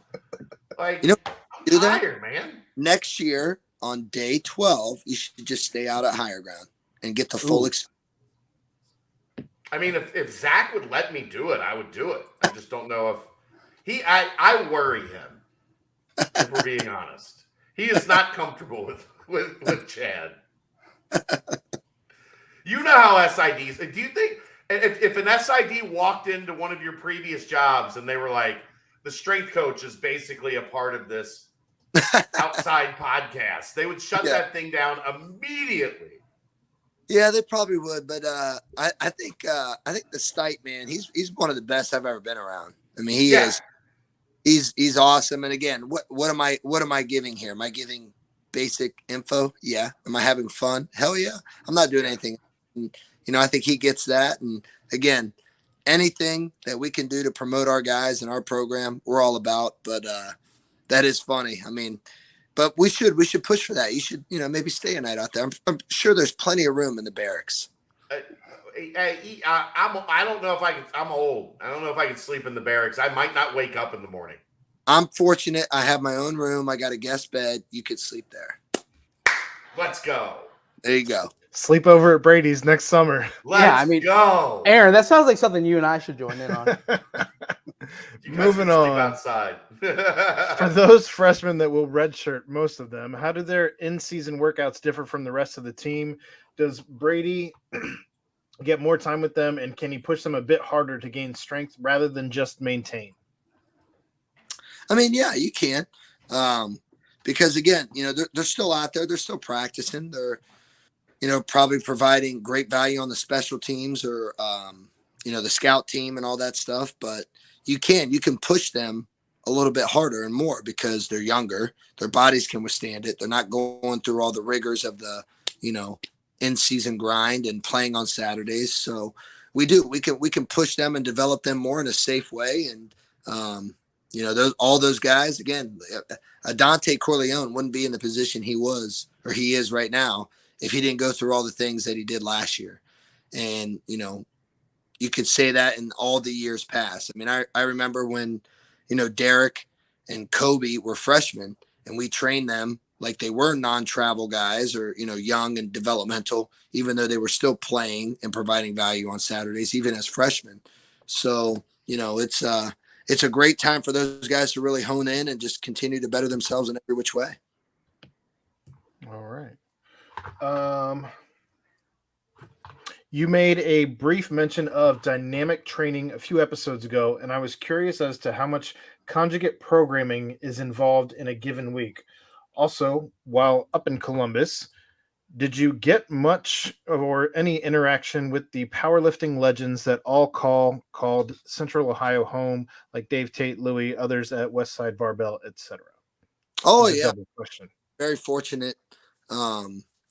We went and visited Louie a couple of times at Westside, and it was just awesome to see and to experience that place, and to sit and talk with Louie, who he would talk your ears off, and again you just soak it in. But it's all dependent upon the time of the year, but there's conjugate methods to everything that we do. There's a dynamic effort, lower body day with a heavy max effort lower body day in the same week, and there's a dynamic upper body day with a heavy max effort upper body day as well. It's just fine tuning that, and like I said, you kind of go through all the tools that you have. You might use chains, you might use bands, you might use different types of specialty bars. It's just all types of different ways that you can maximize our student athletes, and trust me, we don't leave any stone unturned. All right, those are your questions this week that were aimed pretty much either directly or indirectly at you. So there we go. That last one was fun. That was a deep dive into the brain of Brady Collins there. Very, that person must be a meathead, which is awesome. Oh, for sure. 1,000%. Yeah, I was gonna say it's like conjugate. Yep. Everybody's got to be somebody. It's fine. Well, we did keep you a little long tonight, but outside of maybe the bye week, which we've done before, yes, we're not going to see you until the end of the year on this show. So we're going to miss you, and we overstayed. We took advantage of our Brady privileges to have you on for a little bit longer than normal. Well, Brady, do you know what next week's episode is? I have no idea. Game week. Yes. Good answer. I don't even want to give you the answer I had, but yes, it's episode 100 of the BBP. It is. Wow, that's awesome. So episode 99, we had our favorite guest ever, and who knows what we'll do next week other than get excited for. We're going to talk about Arkansas next week. I know, but you got to have one tiny mention of 100. 9. This is 99. That's I don't want to talk about fate, and but 99 is a very special number to a certain head coach. We'll leave it there. True. Just putting it out there. So the stars are aligning, boys. True. Dave is saying. Dave just sent me a text. Wednesday, July 20th. He sent you the narco music. He might have. I don't know. I'd have to go back to the annals, check that out. I got it right here. That's the blurriest thing I've ever seen. Whatever. Wednesday, July 20th. So I think Dave is trying to take claim to Narco being the new kickoff song. Well, Dave, I mean, it's a heavy push from the boys inside the locker room as well, but it's amazing. The pitcher from the Mets, doesn't he walk out to it? Yeah, that's why Dave's a Mets fan. That's where Dave got it from. Oh, nice. Yeah. Well, we'll say it was a communal effort. It's a team like everything. Iron sharpens iron. It's a team effort. Exactly. Amen. Well, appreciate you. Thank you for stealing the show on episode 99. And maybe next week you can just stop in and say hi on episode 100. Hey, well, like you did in Vegas. Yeah, like Vegas. We've had high success with just the stop in and say hi's. I could do that. All right. Awesome, man. Well, hey, Brady, thank you so much, man. Good luck this season, sir. Yes, good luck this season. I'm sure we'll bump into you a few times. But other than that, man, thanks for everything you do. You are the GOAT. Truly you are. So thanks, man. Wait. Did I tell you? So I was on Big 12 radio on ESPNU. Humble brag. And they had asked me what the secret to fixed success was at UC. And my answer was you. Oh. So then later in the interview, Vic is walking by my car, and during the interview, I'm like, Luke, come here. And the guys doing the interview are like, what is this idiot doing? It's the first time I've ever been on with him. Yeah. So Luke walks over to the car, and he's like, you got some breaking news for me or something? I'm like, no, I'm on with the Big 12 radio guys on ESPNU. Like, I just wanted you to come over and say hi. And he's like, well, what did you tell him? And I said, well, they asked me the secret to the success. And I told him it wasn't you, it was Brady. Oh. And he was like, he started laughing. He was like, you're right. And then he walked away. Yeah. No, I'm such a small piece of it all. I'm just fortunate. I look, as much as he gives me shit, it was my chance to like poke the needle back on national radio. So thank you for allowing me, giving me the path, the avenue to give him shit, because he dishes it out at an elite level. Yes, he does. And you know what? It takes it's great. Take it, but also to give it back, which you did. So I appreciate that. But no, again, that's a funny story. But let's face it, we're all not here if it's not for him, and that's what Right. I'm so thankful for, and I know our kids are thankful for, and the great coaches that we have and the support staff. Let's keep it rolling, right? I mean, hey, Big 12's asking about us already, and we'll be there next year. We got some unfinished business. Let's finish this conference out by winning the third in a row, and then we'll say hello to the Big 12. FE2, Brady. We'll see you in October. Damn right. All right, boys. Appreciate you guys. Yes, sir. Appreciate you. Thank you, Brady. See you, boys. See you, man. Well, gotta love that man. The GOAT. The absolute GOAT. I mean, look, when you get, nobody gets that. There's nobody in the country that has a podcast that has someone at that level spend 90 minutes with you. Just spends 90 minutes, like just gets to come and hang out and have a good time. Well, I mean, but 75 minutes. He came in at 8:15. At this point. And Chris, I'm not out again, but now I am, just to spite you. At this point, I think it has evolved from just a guest on the pod and just a straight coach of the team to just like a friend. You know, he's just a friend. He's the fourth member of this show. Brent, yeah. He only invited one of us to spend the night with him. So just saying. Yeah. Well, I think he took. You tried to invite yourself. I saw that. He took whatever his name is, Jason Cooper, when he said that the whole mustache thing and my affection for Brady. I think he's a little afraid of that still. So I think that's why the invitation for a sleepover wasn't extended.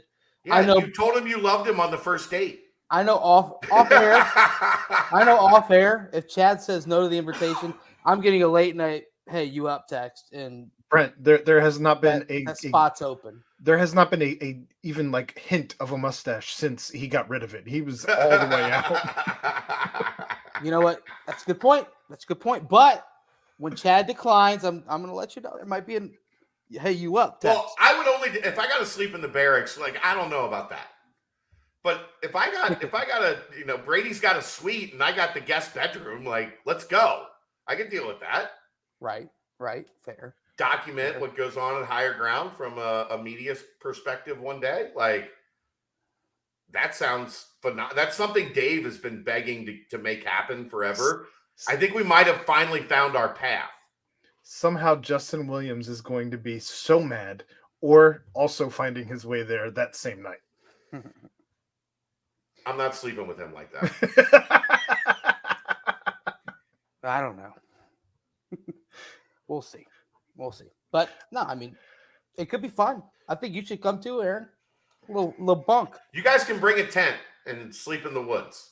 All right. Well, at this time, I see no better time to say anybody who's here that has not yet subscribed to the YouTube channel, please do so. There's a lot of people here tonight. This has been probably the most watched BCJ or BBP that we've had in a while. So please hit that subscribe button. Also, I think that's all the real announcements that we have right now, Chad. Yeah? Yeah, I think so. Okay. So then we also have a sponsor if you want to take that away, Brent. Danco Transmission. That's your read.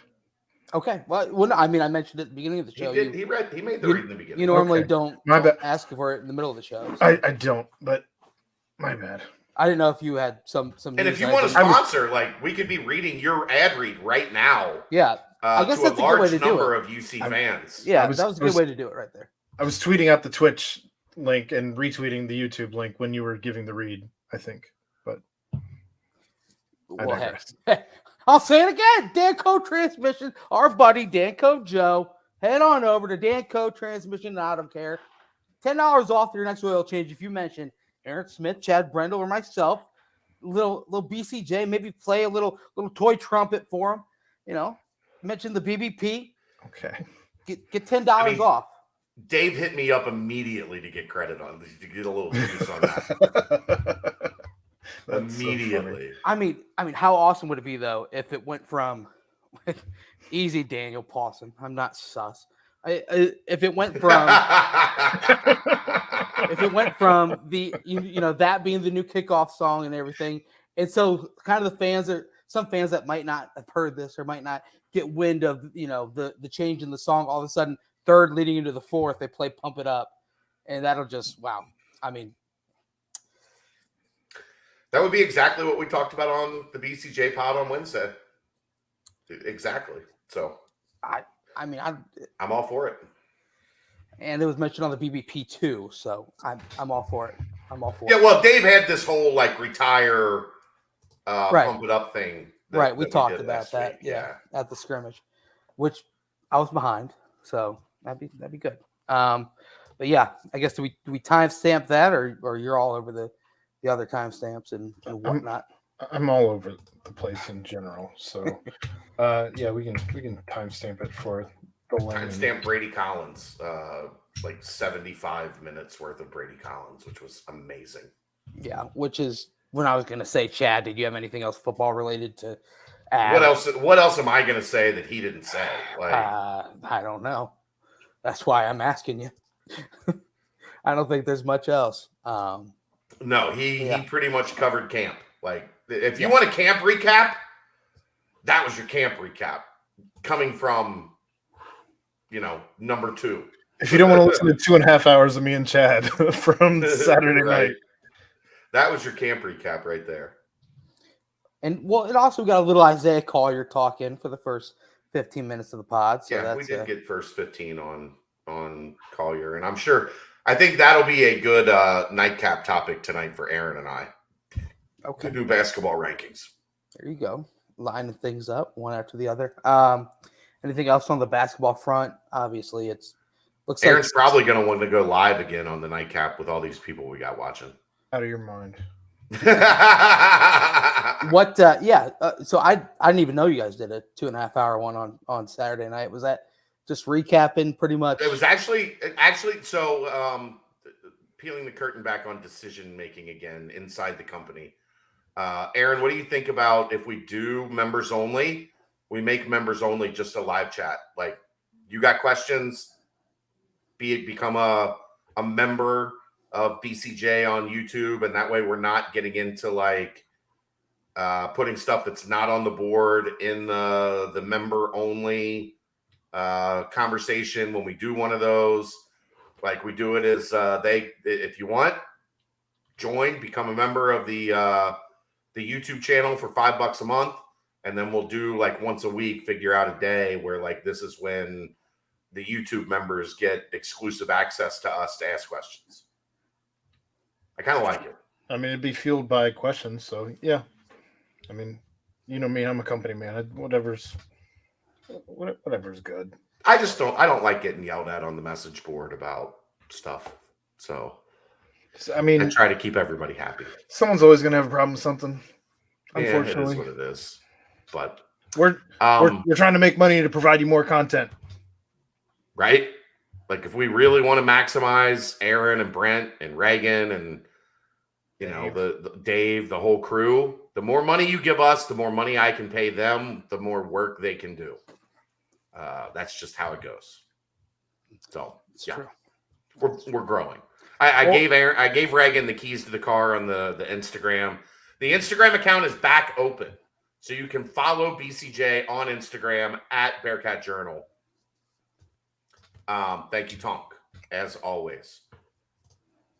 Members only idea. Tonk is now a member, but no, you have to go to like become a member, not donate. Right? He's already been a member. He's been a member. Okay. That's what that symbol is next to his name in the chat. Okay, gotcha.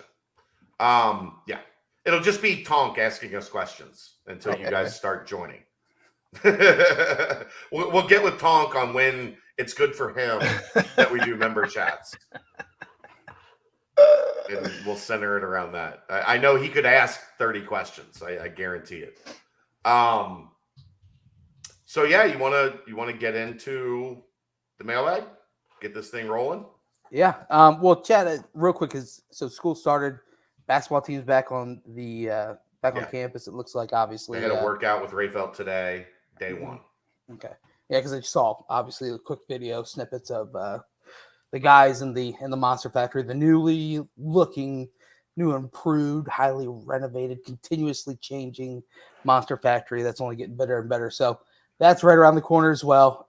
If you for you basketball heads out there, so we don't miss a beat on that. But yeah, I'm ready for the mailbag as well. Ron. All right. Let's see. Hold on 1 second. Let me pull up something here real quick while you're getting all that set up, Aaron. I'm set up. I wanted to give people. So if you're watching on YouTube, right under the video, there's a button that says join. And if you click on join, then $4.99 a month you pay, and that gets you a membership to the BCJ channel. And like I said, Aaron and I are working around trying to come up with some potential weekly content that will award you for your membership. I had a burp it's something. I had a burp that came up out of nowhere. You were like you were like the roach on Men in Black. We got it on air, so there we go. That's how you join. Is right under the screen. If you're on YouTube, there's a button that says join. All right. They can't see join on the mobile app. Then get to the desktop.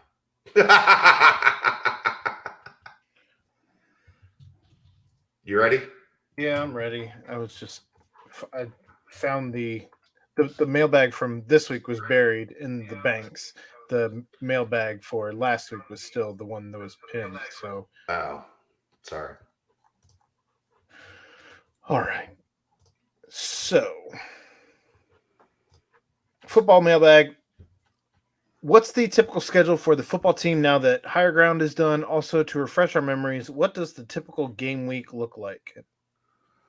Those are two different things. And that's from LaxCat31. Yeah, that's two different things. Now that they're back, though, obviously it's a lighter version of game week, like a lot of Arkansas prep walkthroughs. Today they were just in helmets and shorts, going through a lot of the like you have an extra week essentially. It's kind of like a bye week right now, and that you can go and start to get through Arkansas prep, but you don't want to like. One of the things you don't want to do is overload them with Arkansas prep now. So you're still going through ones versus ones and twos versus twos and things of that nature, but a little bit more like your scout team is starting to form. They're, starting to put the guys out there that are going to be on scout team against the ones in certain periods on offense and defense. So that's kind of like what this week will be about. And then once they get to the weekend, then it'll start to look more like game week. Tuesday and Wednesday being the key days in game week where they really get after it, and then you dial back a little bit on Thursday. Friday's a walkthrough, and then you're good to go. Or Friday is going to be travel day. Get to Arkansas, and get ready for the game. Yeah, I mean it's nothing. It's nothing too out of the ordinary. The big thing, content-wise, Tuesday will be content day because we'll have the Luke Fickell press conference that day, and then practice is open to the media on Tuesdays, where we can get player interviews and coach interviews and things of that nature. So that's kind of the quick look at what a game week looks like. So Tuesdays will be the good nightcaps. Right, because we'll have, a bunch of stuff. Yep. All right. So this is a lot of questions. We don't have to spend a ton of time. Yeah. Deanna, do your homework, go to the desktop and join. That's right. It's kind of the same thing with the Twitch accounts. If you have an Amazon Prime account, link that to a Twitch account. And even if you don't ever do anything other than hop on monthly to re-up your Amazon link to Twitch, that would help us out. That's good for us. All the cool kids are doing it. Join the BCJ, YouTube, the website, YouTube, the Twitch, link, like, subscribe, all that good stuff. And then follow we now Instagram, TikTok, Twitter, Bearcat Journal. You can just search Bearcat Journal and find us on all of those Twitter, YouTube, social media Twitch. outlets. Twitter, YouTube, Twitch, yeah. Sorry. Yep. And Instagram. You mentioned that first. Yeah. Which group will have more receiving touchdowns, the wide receivers or tight ends and running backs combined? It's a great question. That's good. That's good. So I did a little research on this. Last year, the running backs, tight ends combined, receiving touchdowns wise, had 14. Wide receivers had 18. Alec Pierce obviously being the big guy in that number. 2020, it was 10-10 tie. 2019, the running backs and tight ends had more with 12 compared to 7. And then in 2018, the wide receivers blew them out of the water with 15 for the wide receivers, and that was with Khalil Lewis, and then 7 for the running backs and tight ends. And I even went even further. Last year at Eastern Michigan, the running backs and tight ends had 6 combined receiving touchdowns, while the wide receivers hauled in 12. There you go. Great research. Outstanding research. Tight end and running back. I'm going wide receiver. There's too many of those guys. Okay. That you're going to have guys that are making plays over the top. You're going to have Nick Mardner on fades in the red zone. Whoever wins this job, I think the tight end is going to be the comfort blanket, even in the red zone. I think it could just as easily be Trey Tucker and Tyler Scott as the comfort blanket because they're going to be running crossers and be open over the middle. I'm going wide receivers. Yeah, I think if you find the replacement for that fade that Alec Pierce scored. I mean, that's why they brought Mardner here, right? Right. Josh Wiley did it in Yeah, he does it some 2020 too. when Pierce was out with an injury. Yeah. So I think it'll be whoever kind of you see take that role over in the beginning of the year. I think we'll pay dividends. But I'm with Chad probably because I think that the running backs they'll be used in the passing game, but I think that the wide receivers there's so many of them, so many big play players as well. I think that the tight ends will get their fair share as well, but I think wide receivers in the end get it. Over under of 3.5 on the amount of student athletes that will have over 500 yards receiving. This one's weird. 2021 2, 2020 we don't count that for this. 2019 2, 2018 1. I'll go 3. So you're I'll go under 3. What was the over-under line set at 3.5? 3.5. I think it won't be 4 because there's going to be so many pieces of the pie split, right? Right. I concur. But I think Tyler and Trey both go over 500. I think Josh goes over 500. Josh, right. Yeah, that's kind of where I am. And if Marner gets like 3 big hitters, he's not that far away from 5. I think that might be the close one for he that would be 3.5. 4 if Right. we get to 4. Right. But it's hard to get to 500 yards. So I'm taking the under as well. I think we're all under then. Over under of 2.5 on the amount of rushers that will have over 600 yards. They've only had 2 once in the last 4 years. Other than that, there was only 1 every year. So 2.5 is mighty high. So say you change that to 1.5 then. Let's go 1.5. I think if Evan Prater was going to be starting at quarterback this year, then that completely would change the 2.5 narrative. So if he's a starter, I think you're kind of getting close to that 2.5 with 2 other running backs that kind of peek their head through. But if we're going 1.5, I'll take the over. I think there will be 2. I'm going to go with just 1. I think it's also going to be 1. I think somebody out of that group emerges as RB1. Right. And then the other 3 siphon down the ability for a second guy to do it. 300 or 400 each, right? Right. Well, like if they really want an RB1 and they are very cognizant of the fact that they have 4 really good running backs, 2, 3, 4 is going to be like fighting for, like rabid dogs fighting for scraps. Brent, the word I think that you would use is smorgasbord. A smorgasbord. Smorgasbord of talent. A cacophony of talent. Okay. I think that's right. Concubine. That's totally different. That's not Is it. that? No. What's the name of the thing from Thanksgiving? Not a cornucopia. I promise you, when you look up the word concubine, you're going to be. It's very, very different. Cornucopia. There we go. It's almost like. Never mind. No, it's nowhere near that. Cornucopia.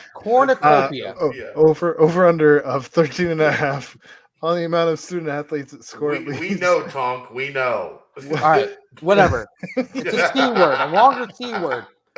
Over under of 13.5 on the amount of student athletes that score at least 1 of rushing, receiving, or defensive touchdown. Ooh. Did you do your homework on this, Brent? Yeah. Okay, let's hear it. So in 2021, there was 15. 2020, 11. In a shortened season, 11. That's important. 2019, 10. So, but those seasons were kind of weighted one way. And yeah, so there you go. I'll go over. I'm over on this one. Yeah, I think there's going to be some defensive touchdowns. I think you'll get maybe a return game touchdown or 2. And then I think there's just so many weapons on offense that you're going to see a pretty large number of guys. Yeah. I'll go over. I think this is the easiest over. I just think there's way too many options. Did you pick under on anything? Yeah, I did. Okay. Over Which under one? of. It was the under of 3.5 of 500 yards or more. Okay. Okay. Over under of 3.5 on the amount of student athletes that will get more than 75 tackle. Why does he continue to refer to them as student athletes? Because that's what they are. Touche. Let's see. That will get more Deshaun than Pace. 75 tackles. Deshaun Pace, Will Huber, I think are going to get 75 tackles. Last year, Van Ivan? Boston was at 70. Yeah, he just missed last year. It's all they can't possibly get more than 170 tackles between the two of them again, can they? I think Between Van Fossen and Pace and Deshaun? I think And yes, then you because there's no sprinkle a little Brian Ivan Cook in? on the team. Yeah. I mean that's an interesting thought. Somebody has to replace Cook's tackles, I mean, the and it threats, probably won't all be threats. right.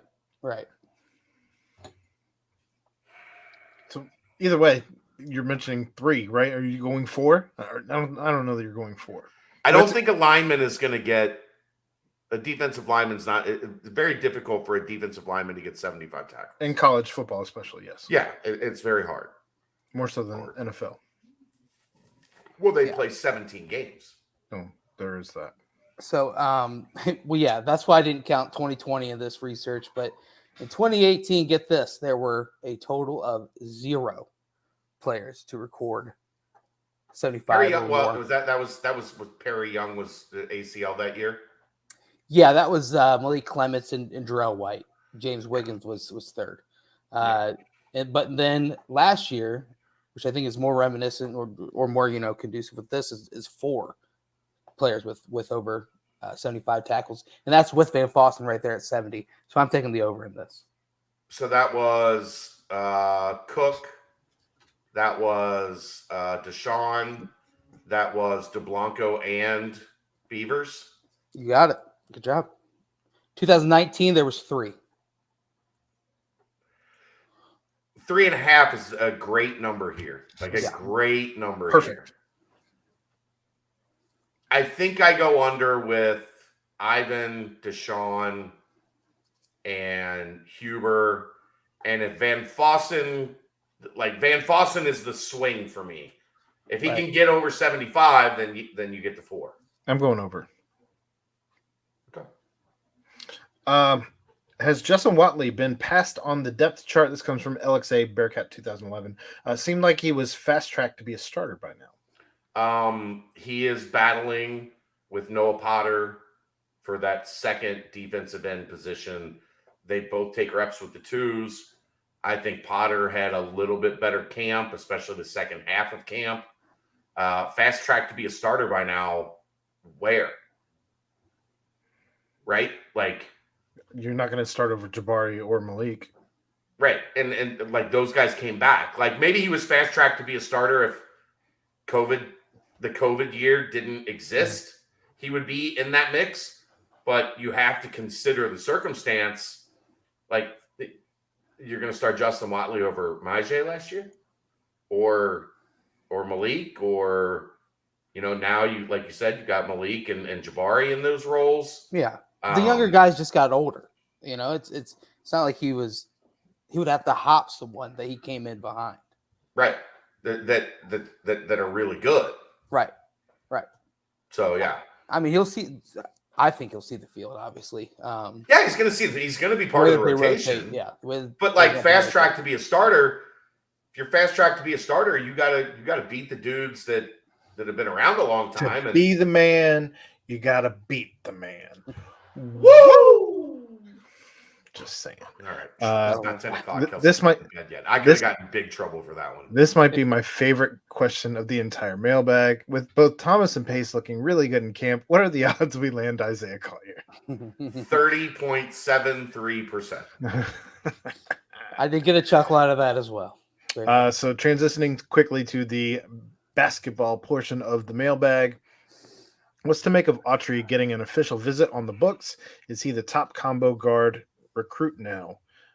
Guard spelled with a UA. Is Thomas the JUCO guy? Is Thomas the JUCO guy no longer in play? I have information on that on the board. I don't want to get into it too deep here because recruiting information we try to keep mostly on the board. I think all the official visit plans right now are written in pencil, meaning that there's a lot that can change. So I don't have anything written in pen. Do I think there is a tentative visit for Autry and Thomas and Jizzle James and a couple others? Yes. Do I think I'm ready to report any of them as 100%? Like this is going to happen on this date? I'm not there yet. And that's prior to today, what I knew. And then when the report came out about Autry's visit, making more calls today, I think there's a lot of stuff that's still fluid. All right. And that came from Bearcat Boyd 2323. DMonk55 asks, Chad, are you allowed to talk about the something in the works player yet? You mentioned something a few weeks back, and I don't think anyone guessed right on the board. You are correct. It has not been guessed right. No, I'm not allowed to talk about it yet. Oh. As soon as I promise you guys, as soon as I can, I will. I promise. AC Mazzaro says, Odi Aguama seems to be a bit of a forgotten guy on this roster. Is it reasonable to expect a better season from him this year than last? And if so, what does that look like? I don't know yet. I don't. This is one legitimately I don't have an answer yet because is Odie in the heavy rotation at the 4? Is he in the heavy rotation at the 5? Like, I think there are still, if he's going to be, if you're going to expect more from him this year than last, I need to have a better grasp of what his role is in that. Like, Vic is now, moved predominantly to the 5 from what we've heard. Caillou is the wild card for Odie, I think, right? Like, I wasn't allowed to say that anymore. I'm allowed to say it. You're not. Like, you know how that works, right? Do as I say, not as I do, Aaron. Yeah. Caillou. Yeah, hold on a second.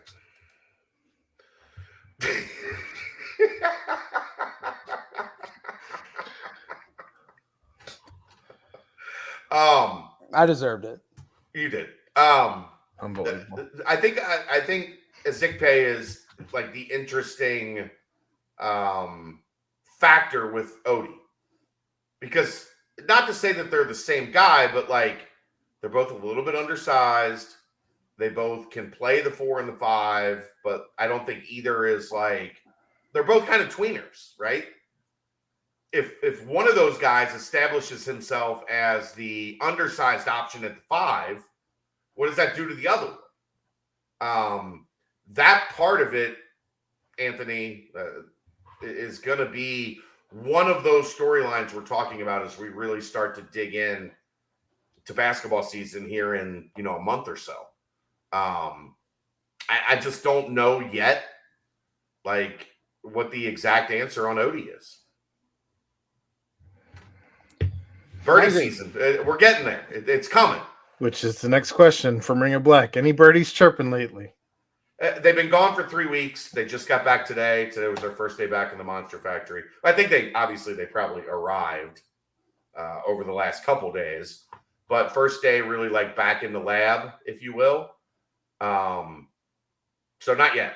But, the birdies are migrating back to Cincinnati. All right. Well, that's the basketball portion of the mailbag. And now we move on to the banks. The busy bites. And Skins asks, well, first he says, shout out to my number one fan, edits by Taylor. This question is in your honor. Mm-hmm.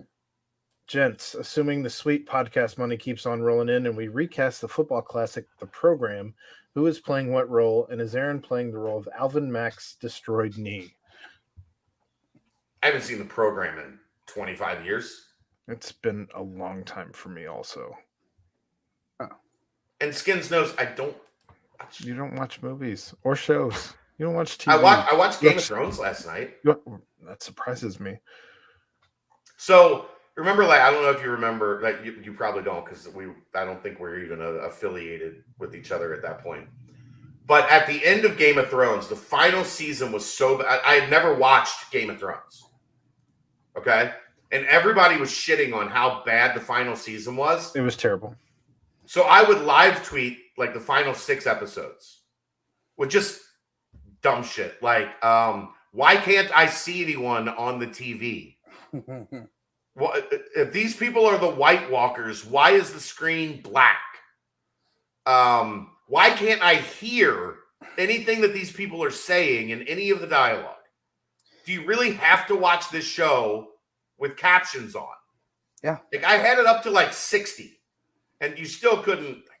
They literally recorded everything, like everybody. And you have to turn up the brightness on that episode that you're talking Yeah.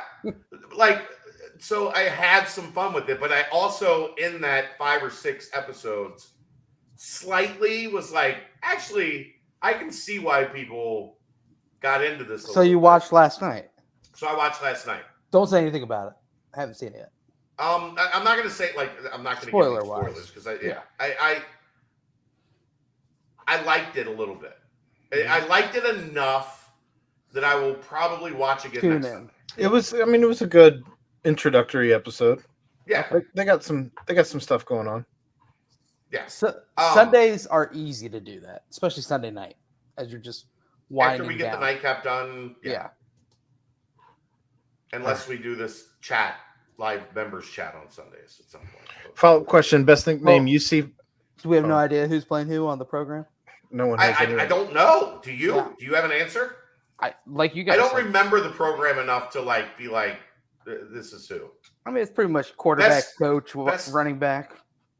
Yeah, but I don't remember like the who played the characters enough, right, to like relate to those characters. Yeah, I hear you.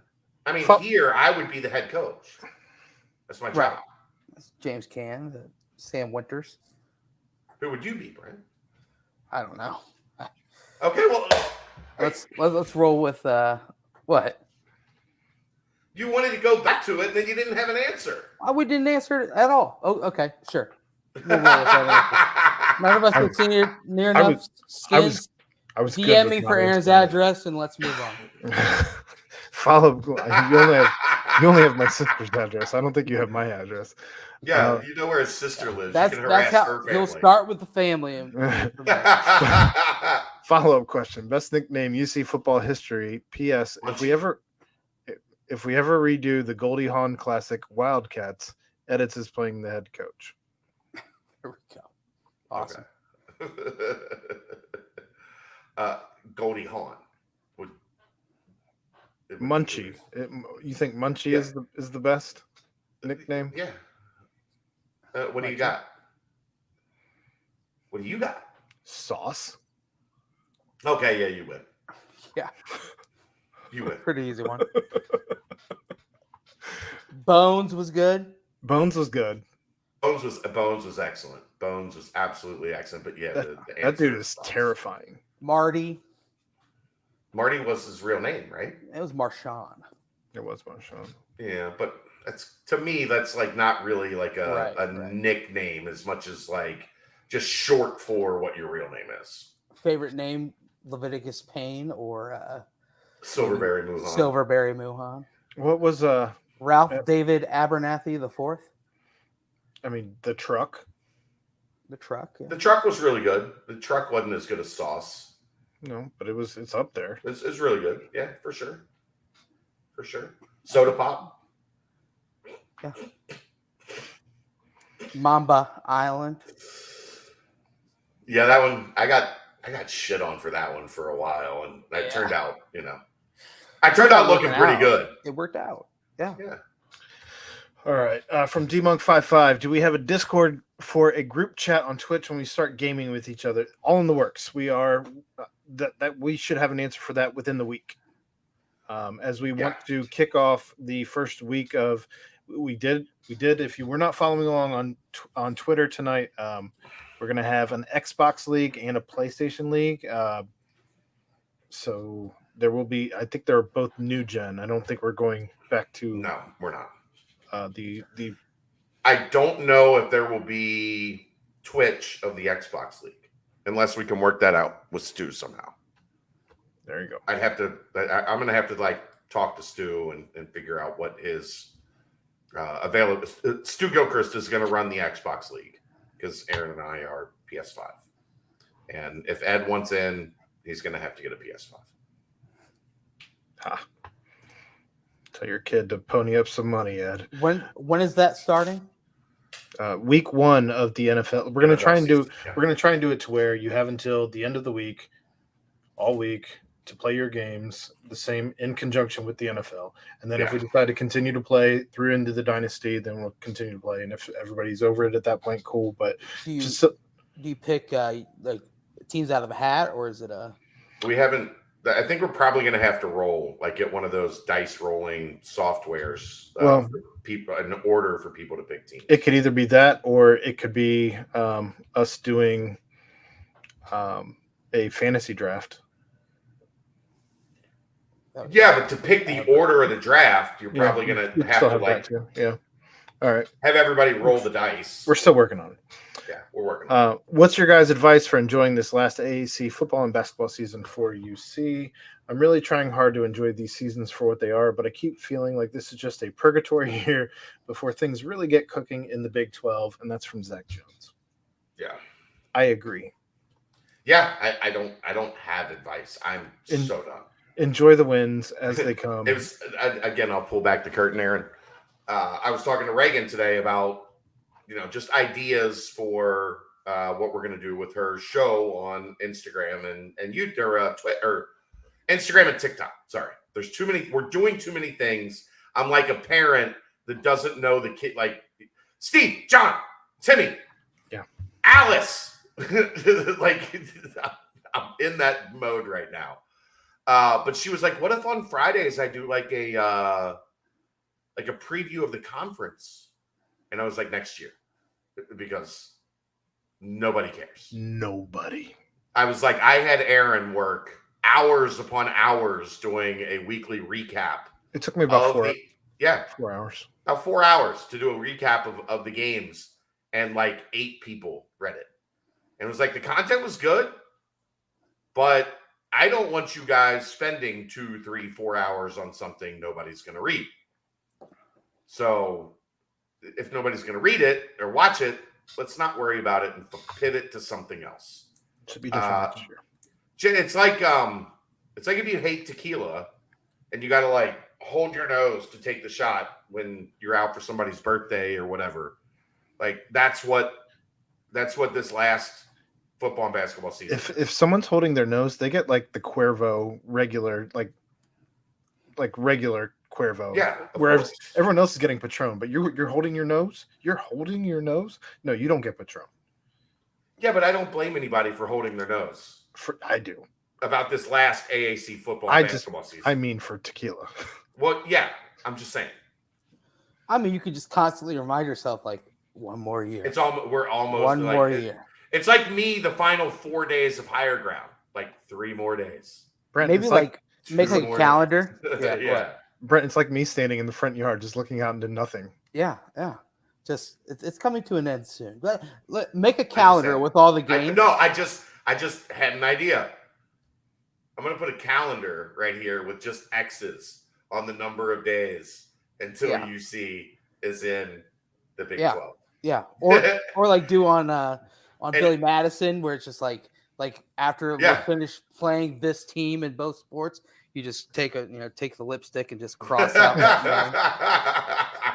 Maybe it'll become like a recurring like on each show, or maybe it's a nightcap feature where like I just turn around and I'm like, yeah, right. Just 273 days.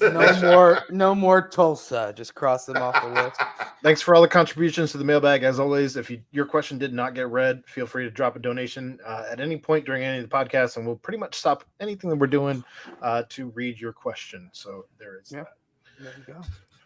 Also, if you have not hit the subscribe button, please do so on the YouTube channel and Twitch channels. And if you have an Amazon Prime membership and you don't have a Twitch subscription yet, please sign up for Twitch just solely to add your Amazon Prime subscription for us. That would help us out. And it costs you nothing outside of your Amazon subscription that you already have. Well, yeah, but you already have that. Right. There you go. You already have that. All good. People are freaking out because I said there was massive breaking news on the BBP and just put the trumpets, and people can't figure out what that was. Well, I think that's pretty big news. That'll lead them to the BVP. There we go. There you That's go. all that matters. You're gonna have to listen and find it. Aaron, let's clip that and start getting it up on the social media feeds, and then people will be informed. Or we just keep it here. Them, here and just stop it right when he says the new kickoff song is going to be. Bleep him out, and then they'll be like, "What? No way!" Find out at the link below. All right, and then it's a link to the TikTok. There you go. We're going to so confuse ourselves with how much crap we're doing right now. I don't want to do clips. It's a link to the first quarter of the Madden League. This is so stupid how much stuff with Aaron and I have agreed to try to do this season. I feel like I haven't slept in a month. Well, that's also because you have a 1 month You have old a baby. child. Right. I haven't slept in a few days, but that's for other reasons. But that's because it's Monday and you own. go hard in the fucking paint on the weekends. Yeah, I do. I have Get us to out of here. endure the weeks. But hey, we make it through. The paints are coming to an end because Arkansas is on the horizon. Yeah. Guys, anything else? No, get us out of here, man. No chirps. All right. Another fantastic Bearcat Journal, BBP, guys. Another special thanks to our guys, Danco Transmission, Danco Auto Care. Big Danco Joe, our dude, my man. Head over there. Shouts to them. Big thank you. And, of course, huge shout out and thank you to Brady Collins, the man, the myth, the legend, the GOAT. The best. He's the best. He's the absolute best. But other than that, for my good pals, good friends, my partners, Aaron Smith and Chad Brendel, I am Brent Young. Yet again, another fantastic BBP presented by BearcatJournal.com.